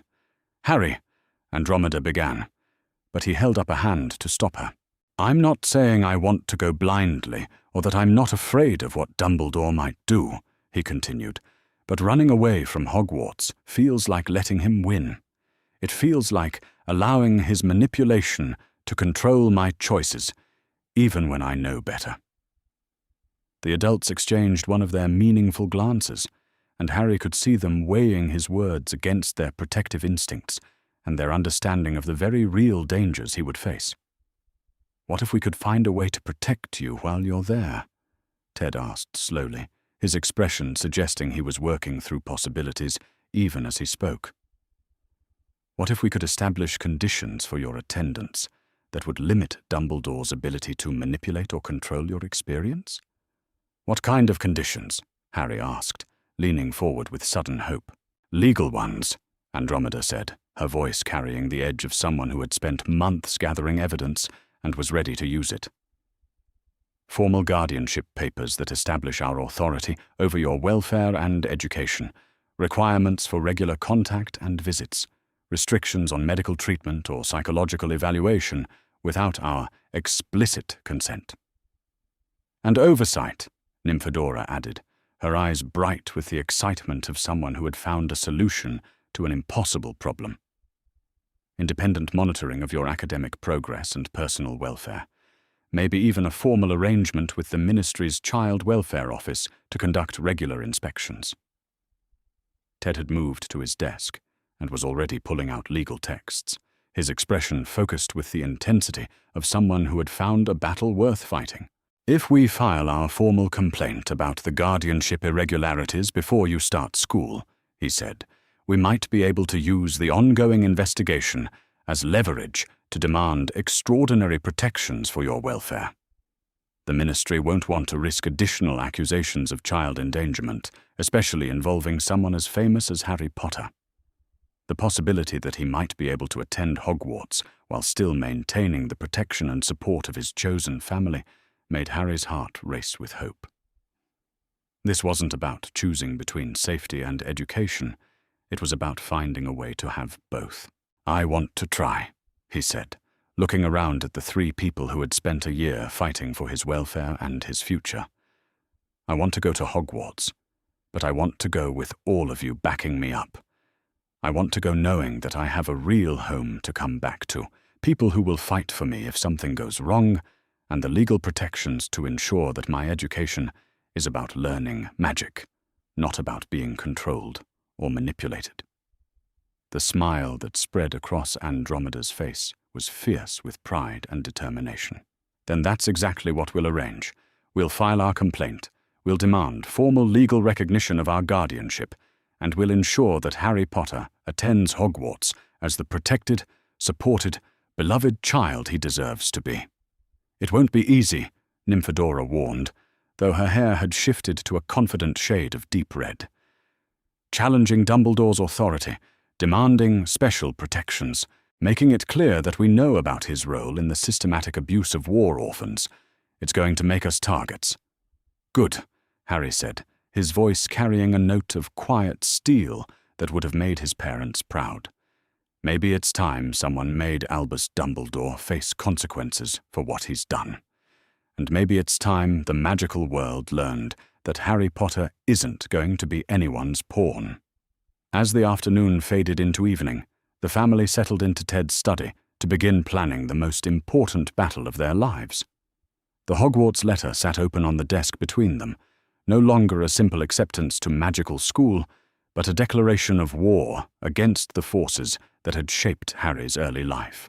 Harry Potter would attend Hogwarts, but he would attend as the son of a family that refused to be intimidated, with legal protections that ensured his welfare, and with the knowledge that he was valued for who he was rather than what he represented. The boy who had once been deliberately isolated was about to enter the magical world, backed by people who loved him enough to fight the most powerful wizard in Britain for his protection. And for the first time since learning about magic, Harry felt truly ready for whatever challenges lay ahead. Chapter 11. Confronting the Chief Warlock. The morning of August 15th, 1991, dawned grey and overcast, as if the weather itself understood the gravity of what was about to unfold. The Tonks family had spent the previous 2 weeks preparing for this moment with the methodical thoroughness of people who understood they would have only one chance to present their case before one of the most powerful wizards in the magical world. Ted's study had been transformed into a war room with carefully organized evidence files, legal precedents, and documented testimonies arranged in precise order. Every piece of evidence had been verified, every legal argument refined, every possible counter-argument anticipated and prepared for. They were about to challenge Albus Dumbledore on his own territory, and they could afford no mistakes. "Are you ready for this?" Andromeda asked Harry as they stood before the fireplace that would transport them to Hogwarts for their formal meeting. She was dressed in her finest robes, deep green silk that spoke of her pure-blood heritage, while making it clear she was no longer the frightened girl who had been disowned for choosing love over politics. Harry nodded, adjusting the collar of his own formal robes. At 11 years old, he looked remarkably composed for someone about to confront the wizard whose decisions had shaped his entire early life. Professor Clearwater's education had given him both knowledge and confidence, while a year of being valued and supported had taught him to recognize his own worth. "I've been ready for this since I learned what really happened," he said, his voice carrying a quiet determination that would have made his parents proud. It's time Professor Dumbledore faced someone who knows exactly what his choices cost. Nymphadora, resplendent in her official aura training robes that lent her young face an air of professional authority, checked her watch with the precise movements of someone managing their nervousness through focus on details. "The appointment is for 10 o'clock, she confirmed. "He'll be expecting us in his office. Remember, we present our evidence calmly and systematically. We don't let him control the conversation or redirect our concerns. And most importantly, we don't leave without concrete commitments to Harry's protection and a formal investigation into the guardianship irregularities. Ted hefted the leather case containing their meticulously organized evidence, his expression grim with the weight of what they were about to attempt. "This isn't just about Harry anymore," he said quietly. "This is about every magical child whose welfare was sacrificed for Dumbledore's political calculations. We're speaking for all of them today." The Floo journey to Hogwarts took them directly to the Deputy Headmistress's office, where Professor McGonagall was waiting to escort them to their appointment. The stern witch's expression was carefully neutral, but Harry caught glimpses of something that might have been sympathy in her sharp eyes as she led them through corridors that hummed with the accumulated magic of centuries. Hogwarts Castle was everything Harry had imagined, and more. Vast halls lined with moving portraits, staircases that shifted and changed while they climbed, suits of armor that turned to watch their passage with empty eye sockets that somehow conveyed curiosity. This was where his parents had learned magic, where they had fallen in love, where they had become the people who would die defending their principles. But it was also the domain of the man who had condemned Harry to 10 years of abuse and isolation. "The headmaster is waiting for you in his office," Professor McGonagall said, as they reached the base of a spiral staircase guarded by a stone gargoyle. "The password is lemon drops." The gargoyle sprang aside at the spoken password, revealing a moving spiral staircase that carried them smoothly upward to a polished oak door. Andromeda knocked with the firm confidence of someone who refused to be intimidated by setting or circumstance. "Come in," called a voice from within, and they stepped across the threshold into the office of Albus Dumbledore.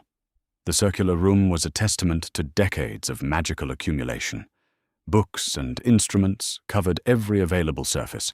Portraits of former headmasters gazed down from the walls with expressions of dignified authority, and a magnificent phoenix perched on a golden stand near the window, its brilliant plumage catching the filtered morning light.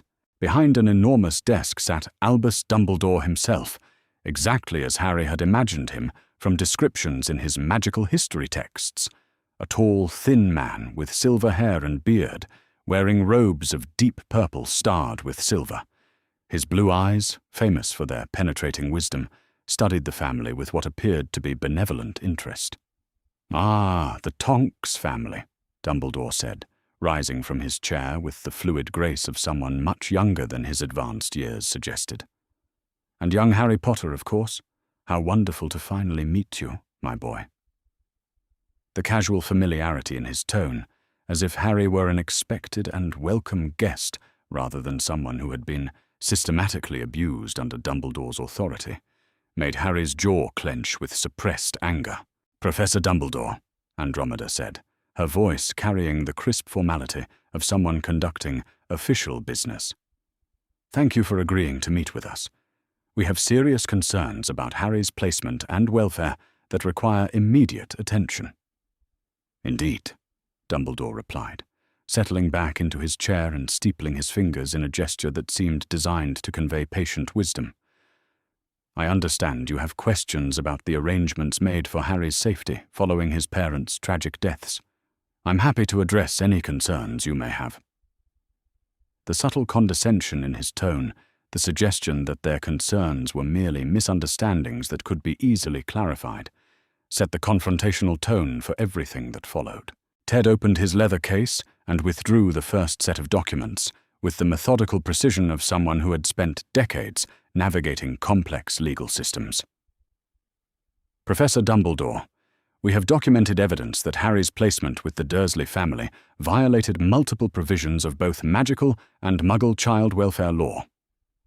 He spread photographs across Dumbledore's desk, images of the cupboard under the stairs, documentation of Harry's malnourishment and medical neglect, records of the compensation payments that had been made to guardians who had systemically failed in their duty of care. "As you can see," Ted continued, "the living conditions provided to Harry Potter were not merely inadequate, they constituted active abuse.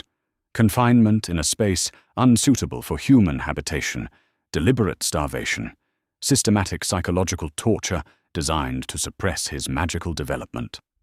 Dumbledore examined the photographs with the expression of someone viewing mildly distressing, but ultimately unimportant details. I understand your concern, Mr. Tonks, but you must understand that these arrangements were made for Harry's protection. The blood wards created by his mother's sacrifice required that he live with a blood relative who shared Lily Potter's magical signature. The blood wards, Andromeda interrupted, her voice sharp with barely controlled anger, that required willing participation from the protecting relative to function properly. The blood wards that would have been corrupted or destroyed entirely by the Dursleys' active malice toward the child they were supposedly protecting. For the first time, Dumbledore's expression showed a flicker of surprise. Clearly, he had not expected them to possess such detailed knowledge of protective ward magic. "I see you have been researching magical theory," he said mildly. "But I assure you, the protections were more robust than you might suppose." "Were they?" Nymphadora interjected, producing her own set of documents from the investigation file. "Because our research has uncovered a pattern of similar placements involving other war orphans. Magical children placed with abusive Muggle relatives, while qualified magical guardians were prevented from claiming custody through memory modifications and bureaucratic interference." She spread out the case files they had compiled, 17 documented instances of magical children placed in harmful situations while loving relatives were kept in ignorance of their plight. Susan Bones, placed with Muggle relatives who locked her in her room during episodes of accidental magic. Dean Thomas, whose magical heritage was concealed from his Muggle stepfather, leading to years of misunderstanding and medical interventions for supposed mental illness. Lisa Turpin, whose Muggle cousins attempted to suppress her magical abilities through physical punishment and psychological abuse. Dumbledore's eyes moved across the documentation with increasing tension in his features. "These are complex situations that require difficult decisions made in wartime conditions. The war ended in 1981, Ted interrupted firmly. These placements were made and maintained using emergency provisions that expired in 1982.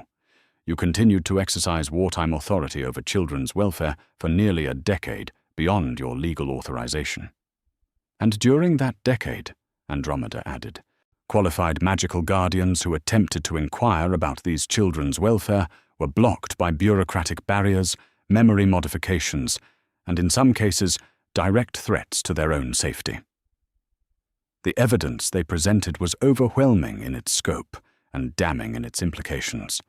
Document after document showed a systematic campaign to isolate magical war orphans from their magical heritage, to place them in situations where their development would be stunted and their confidence undermined. Dumbledore listened to their presentation with increasingly strained patience, his expression shifting from benevolent concern to barely concealed irritation as the scope of their knowledge became clear. "I can see that you have invested considerable effort in this investigation," he said finally, his tone carrying the patronizing edge of an adult addressing overly emotional children. "But I'm afraid you lack the broader perspective necessary to understand the decisions that were made. The magical world was in chaos following Voldemort's defeat. Desperate measures were required to protect the children who survived." "Protect them from what?" Harry asked suddenly, speaking for the first time since entering the office. His voice was steady despite his young age, carrying the quiet authority of someone who had learned to value his own worth. From loving relatives who wanted to care for them, from magical families who could have given them proper education and support, or from the knowledge that they were valued and wanted? Dumbledore's attention focused on Harry with the intensity of someone studying a particularly interesting specimen. "My dear boy, you cannot possibly understand the dangers that surrounded you during those early years. Voldemort's followers were still active, still seeking revenge against those who had played a role in their master's defeat." "Then why?" Harry continued, his voice growing stronger with each word. "Were those dangers not explained to my magical relatives who could have provided both love and protection? Why was Andromeda, who had already chosen to reject blood supremacy and embrace love over politics, not given the opportunity to raise the child of her cousin's best friend? The question hung in the air like a challenge, and for the first time since they'd entered his office, Dumbledore seemed at a loss for an immediate response. "The decisions were made based on the best information available at the time," he said finally, but his words carried less conviction than before. "Based on the best information," Andromeda repeated, "or based on your desire to ensure that Harry Potter grew up isolated, uninformed, and dependent on whatever guidance you chose to provide when he finally entered the magical world?" The accusation was spoken quietly, but it struck like lightning in the suddenly charged atmosphere of the office. Dumbledore's blue eyes hardened with something that might have been anger, though his voice remained carefully controlled. "Mrs. Tonks, I'm afraid you are allowing emotional attachment to cloud your judgment. The arrangements made for Harry's safety were based on careful analysis of magical protections and threat assessments that required—" "They required nothing," Ted interrupted, his lawyer's training evident in the precision of his attack. "We have documented evidence that your decisions violated both magical law and basic principles of child welfare. We have testimonies from qualified magical guardians who were prevented from offering homes to orphaned children through illegal memory modifications and administrative interference. And most damning of all," Nymphadora added, "we have evidence that when these decisions proved harmful to the children involved, you chose to maintain the harmful arrangements rather than admit error and allow proper corrections." Dumbledore was silent for a long moment, studying the 3 adults and one remarkable child who had dared to challenge his authority in his own domain. When he finally spoke, his words carried a subtle threat that chilled the air in the office. "I can see that you believe very strongly in your interpretation of these events," he said slowly. "But I'm afraid you are dealing with matters far beyond your comprehension. The magical world is more dangerous and complex than you realize, and decisions about Harry's welfare must take into account considerations that go far beyond simple family attachments." "Such as?" Andromeda asked, her voice carrying the dangerous calm of someone whose protective instincts had been fully aroused. "Such as the fact that Harry Potter is not merely any child," Dumbledore replied, his eyes fixing on Harry with an intensity that made the boy want to step backward. "His survival created obligations and responsibilities that extend far beyond normal family considerations. His safety, and the safety of the magical world itself, may require sacrifices that loving families might not be willing to make." The veiled threat in his words was unmistakable. Dumbledore was suggesting that Harry's welfare was subordinate to some larger magical purpose, that his choices and his family's protection of him might conflict with obligations they knew nothing about. "Professor Dumbledore," Harry said, his young voice cutting through the tension with unexpected strength, "I've lived for 10 years as someone else's sacrifice. I've been hungry so that my cousin could be fat, been confined so that he could be free, been told I was worthless so that he could feel valuable. I will not spend the rest of my life being sacrificed for some greater good that no one bothers to explain to me." The words hit Dumbledore like physical blows, and for a moment his carefully maintained composure cracked enough to show something that might have been genuine surprise. "Furthermore," Andromeda said, rising from her chair with the dignity of someone delivering an ultimatum, "we demand that you use your influence to secure a proper trial for Sirius Black.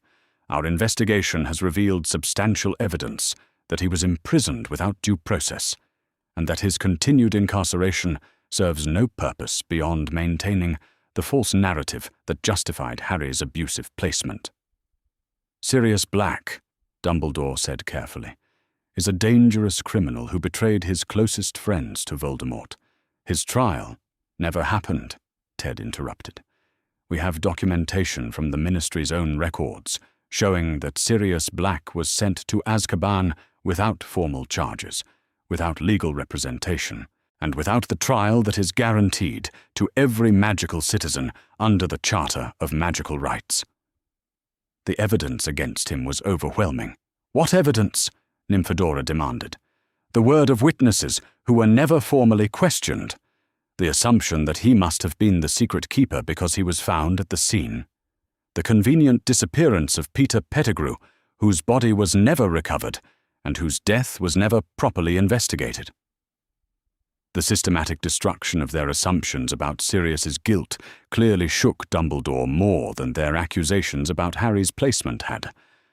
The idea that they had investigated the circumstances of Sirius's imprisonment and found them wanting seemed to surprise him in ways that their knowledge of guardianship law had not. "You are treading on dangerous ground," he said finally, his voice carrying the first open note of threat they had heard. "Sirius Black's case involves matters of magical security that go beyond simple questions of legal procedure. Reopening that investigation could have consequences that you are not prepared to handle." "Is that a threat?" Andromeda asked, her voice deadly quiet. "It is a warning," Dumbledore replied. "The magical world has found its balance after years of war and chaos. Actions that disturb that balance, however well-intentioned, can have far-reaching and dangerous consequences." The threat was no longer veiled. Dumbledore was making it clear that challenging his authority, demanding justice for Sirius, or continuing to protect Harry from his influence could result in retaliation that might endanger them all. But instead of backing down, the family drew closer together, presenting a united front that refused to be intimidated. "Professor Dumbledore," Ted said, his voice carrying the quiet authority of someone who had spent decades fighting powerful opponents in legal arenas, "let me be absolutely clear about our position. Harry Potter will attend Hogwarts this September, because that is his choice and his right. But he will attend under formal guardianship arrangements that establish our legal authority over his welfare. Any attempt to circumvent our guardianship, to make medical or educational decisions without our consent, or to place Harry in situations that we deem harmful to his development, will result in his immediate withdrawal from Hogwarts and the filing of formal charges against you personally for child endangerment. Furthermore," Andromeda added, "we will be pursuing our investigation into the systematic abuse of war orphans, regardless of any consequences you may threaten. We have already filed preliminary complaints with the Ministry's Child Welfare Office, and we have documented evidence that will be released to the Daily Prophet if any harm comes to our family or to the other families who have suffered from your decisions. And finally," Nymphadora concluded, "we demand that you cooperate with a formal review of Sirius Black's case. If you refuse, we will take our evidence directly to the Wizengamot and demand that they investigate why the Chief Warlock has been protecting a system that imprisoned an innocent man without trial." The ultimatum hung in the air between them like a declaration of war. They had come to Dumbledore's office seeking answers and protections, but they were leaving with demands that challenged the very foundations of his authority. Dumbledore sat in silence for several long moments, studying the four people who had dared to threaten one of the most powerful wizards in the magical world. When he finally spoke, his words carried the weight of someone choosing his battles carefully. "Very well," he said slowly. "Harry will attend Hogwarts under whatever guardianship arrangements you deem necessary. I will cooperate with any formal reviews of student welfare procedures that the Ministry chooses to conduct, and I will consider the questions you have raised about Mr. Black's case.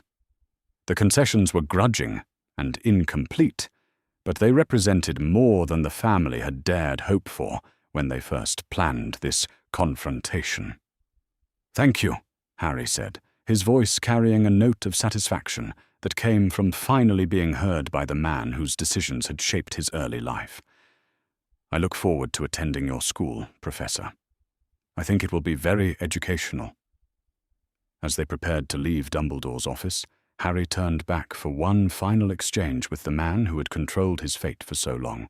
"Professor Dumbledore," he said quietly, "I want you to understand something.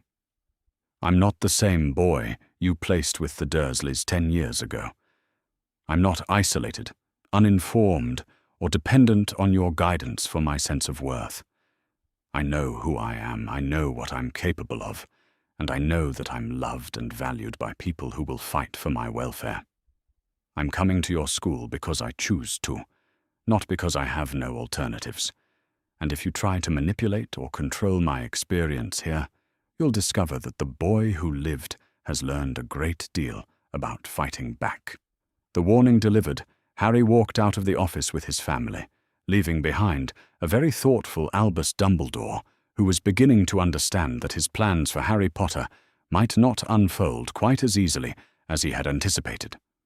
The boy who had been shaped by abuse and isolation had been replaced by a young man who understood his own worth and had the support structure to defend it. And that, more than any magical power or famous scar, made Harry Potter truly dangerous to those who sought to control him. Chapter 12. A New Beginning. The weeks following their confrontation with Dumbledore passed in a blur of legal paperwork, protective arrangements, and the bittersweet preparations that came with sending a beloved child off to school for the first time. True to his grudging word, Dumbledore had cooperated with the formal guardianship arrangements, though his compliance carried the stiff reluctance of someone who had been outmaneuvered rather than convinced. On the 23rd of August, Andromeda stood in the offices of Gringotts Bank, watching as the Goblin legal clerk applied official seals to the documents that would formally recognize her as Harry Potter's magical guardian. The parchment felt heavier than its actual weight suggested, carrying as it did the accumulated hopes and fears of a family who had fought for over a year to secure Harry's future. The guardianship is now complete and legally binding under both magical and Muggle law, the Goblin announced, with the satisfaction of someone who appreciated properly executed legal documentation. "Mrs. Tonks, you now hold full authority over Mr. Potter's educational, medical, and personal welfare decisions. Any attempt to circumvent this authority will constitute a criminal violation of magical guardianship law." The relief that washed over Andromeda was so intense, it left her momentarily lightheaded. For months, she had lived with the fear that their challenge to Dumbledore's authority might backfire, that Harry might be taken from them by legal maneuvering or bureaucratic retaliation. Now, with official documents in hand, Harry was legally and permanently theirs to protect. "There's more," the Goblin continued, producing another set of documents from his files.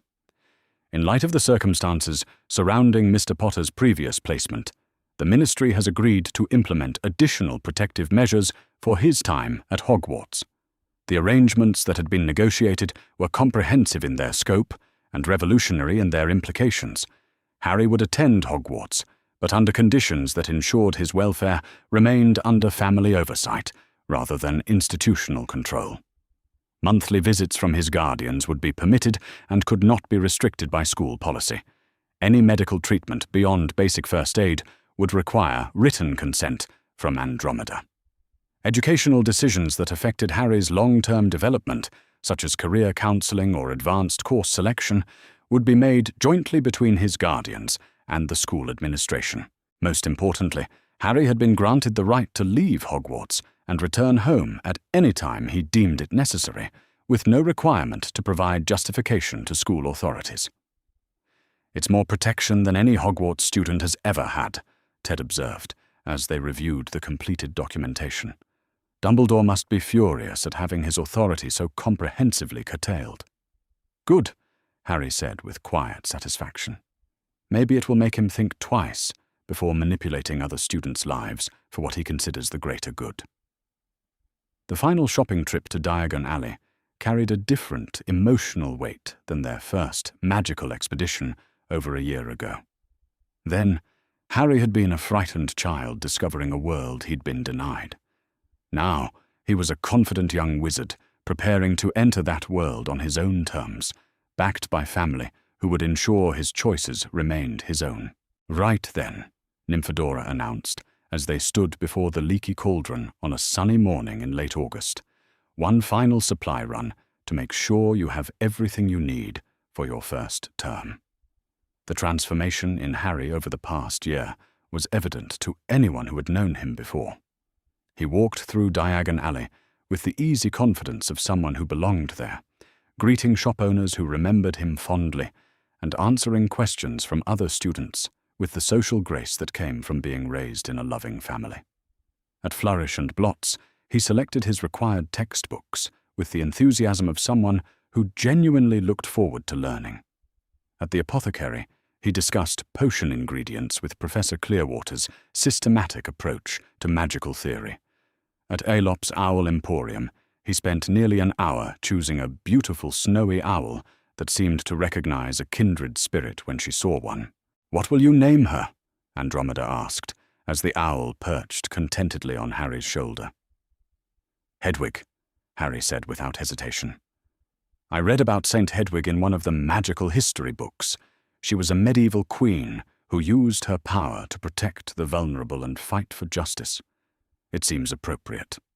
The symbolism was not lost on his family.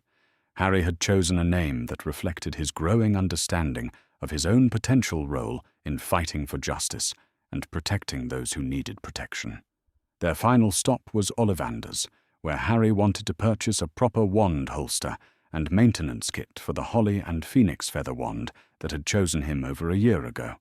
"Ah, Mr. Potter," the mysterious old wand maker said as they entered his shop. "How is your wand serving you?" "Perfectly," Harry replied, drawing his wand with the fluid motion of someone who had spent months learning to work with it properly. "Professor Clearwater taught me proper wand care, and I've been practicing the exercises she recommended for building magical strength and control." Mr. Ollivander's silver eyes studied Harry with obvious interest. "Indeed? And what have you learned about the connection between your wand and its brother?" The question caught Harry slightly off guard, but his year of magical education had taught him to think carefully about complex questions, rather than rushing to answer them.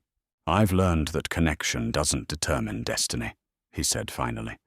"My wand and Voldemort's wand may share a phoenix feather, but what matters is the choices made by the wizards who wield them.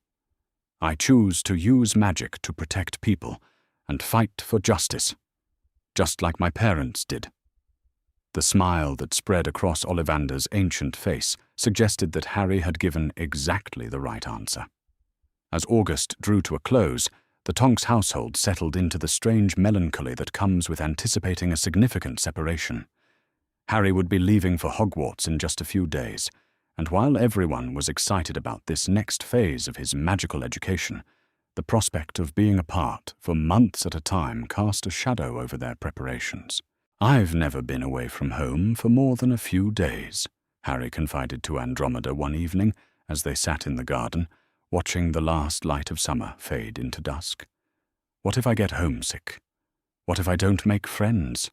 What if the other students don't like me?" The concerns were perfectly normal for any child preparing to start at a new school, but they carried additional weight given Harry's history of isolation and the unique circumstances of his entrance into the magical world. "Harry," Andromeda said gently, taking his hand in hers with the easy affection that had developed between them over months of shared experiences, "you are one of the most remarkable young people I have ever known. You're kind, brave, intelligent, and possessed of a moral compass that would make your parents incredibly proud.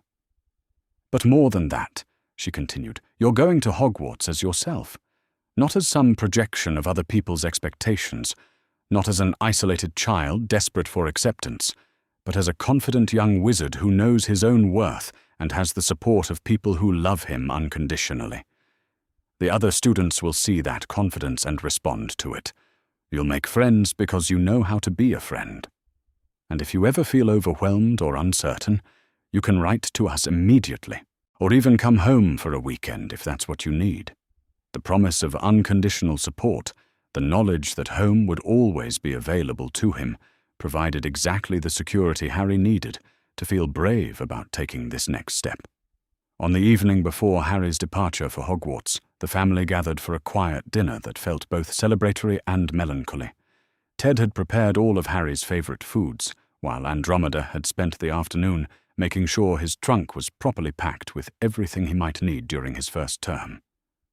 "I have something for you," Nymphadora announced as they finished dessert, producing a small, carefully wrapped package. Consider it a going-away present from your big sister.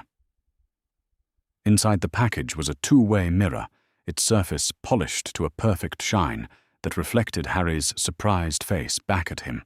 "It's charmed for communication," she explained. "I have the matching mirror.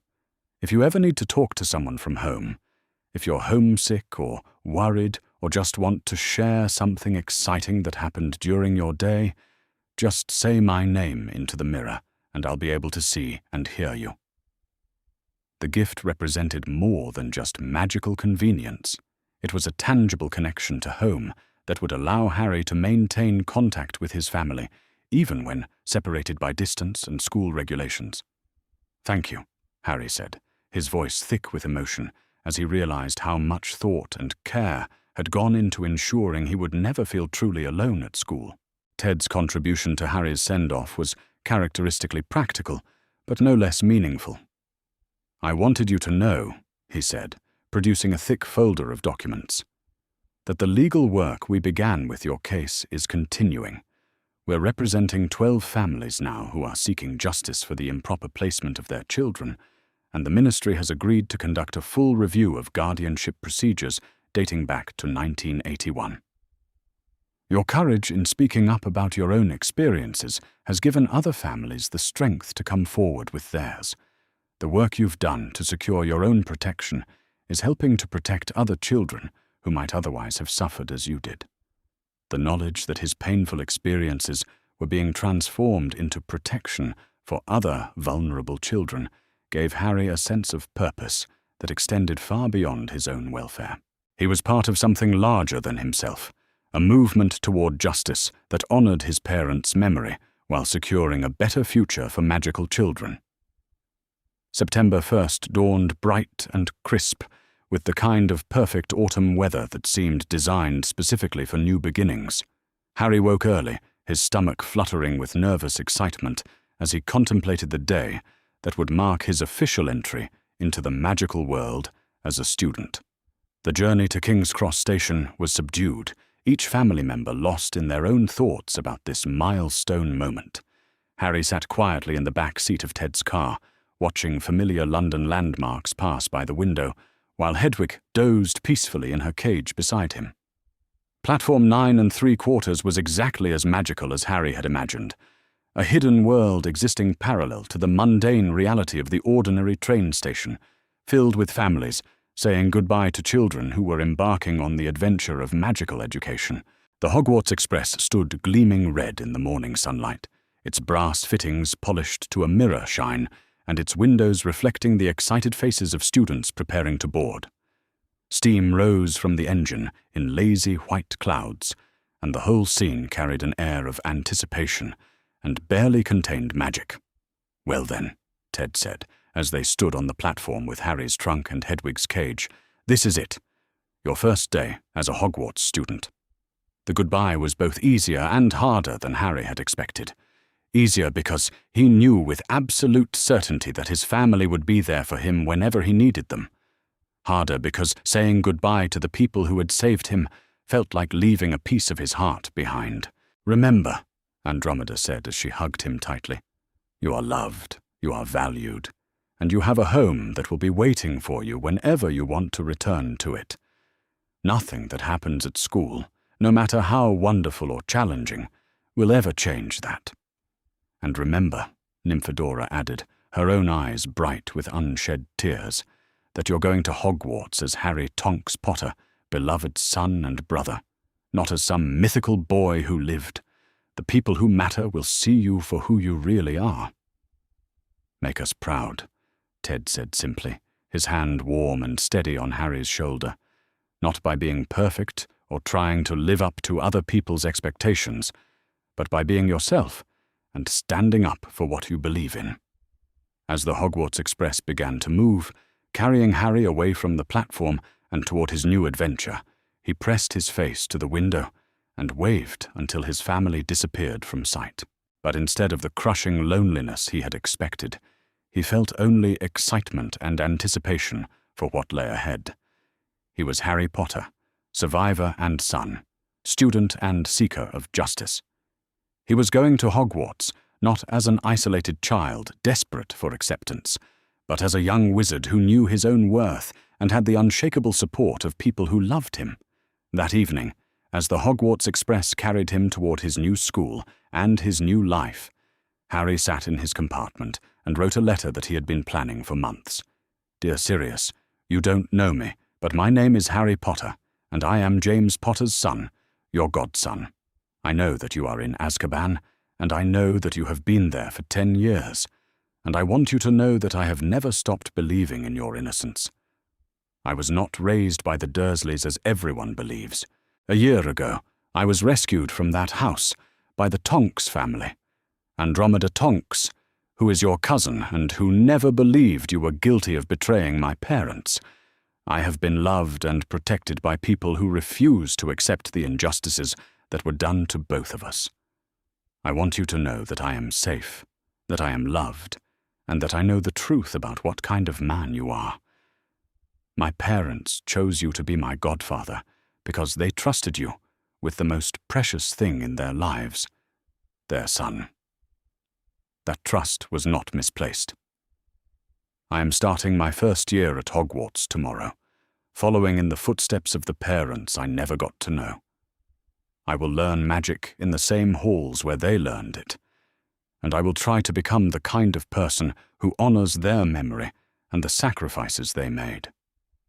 But most importantly, I want you to know that you are not forgotten. The people who love me are fighting for your freedom, working to expose the truth about your imprisonment, and refusing to accept that justice will never be served. Your godson is safe, Sirius. He knows he is loved, and he is never going to stop fighting for the family he was meant to have. With love and determination, Harry Potter. As Harry sealed the letter and prepared to send it with Hedwig, he felt a sense of completion that had been building throughout the day. He was no longer the isolated, abused child who had been rescued from Privet Drive. He was Harry Potter Tonks, beloved son and determined fighter for justice, heading off to magical school with the unshakable support of people who would never let him face the world alone. The boy who had lived was finally,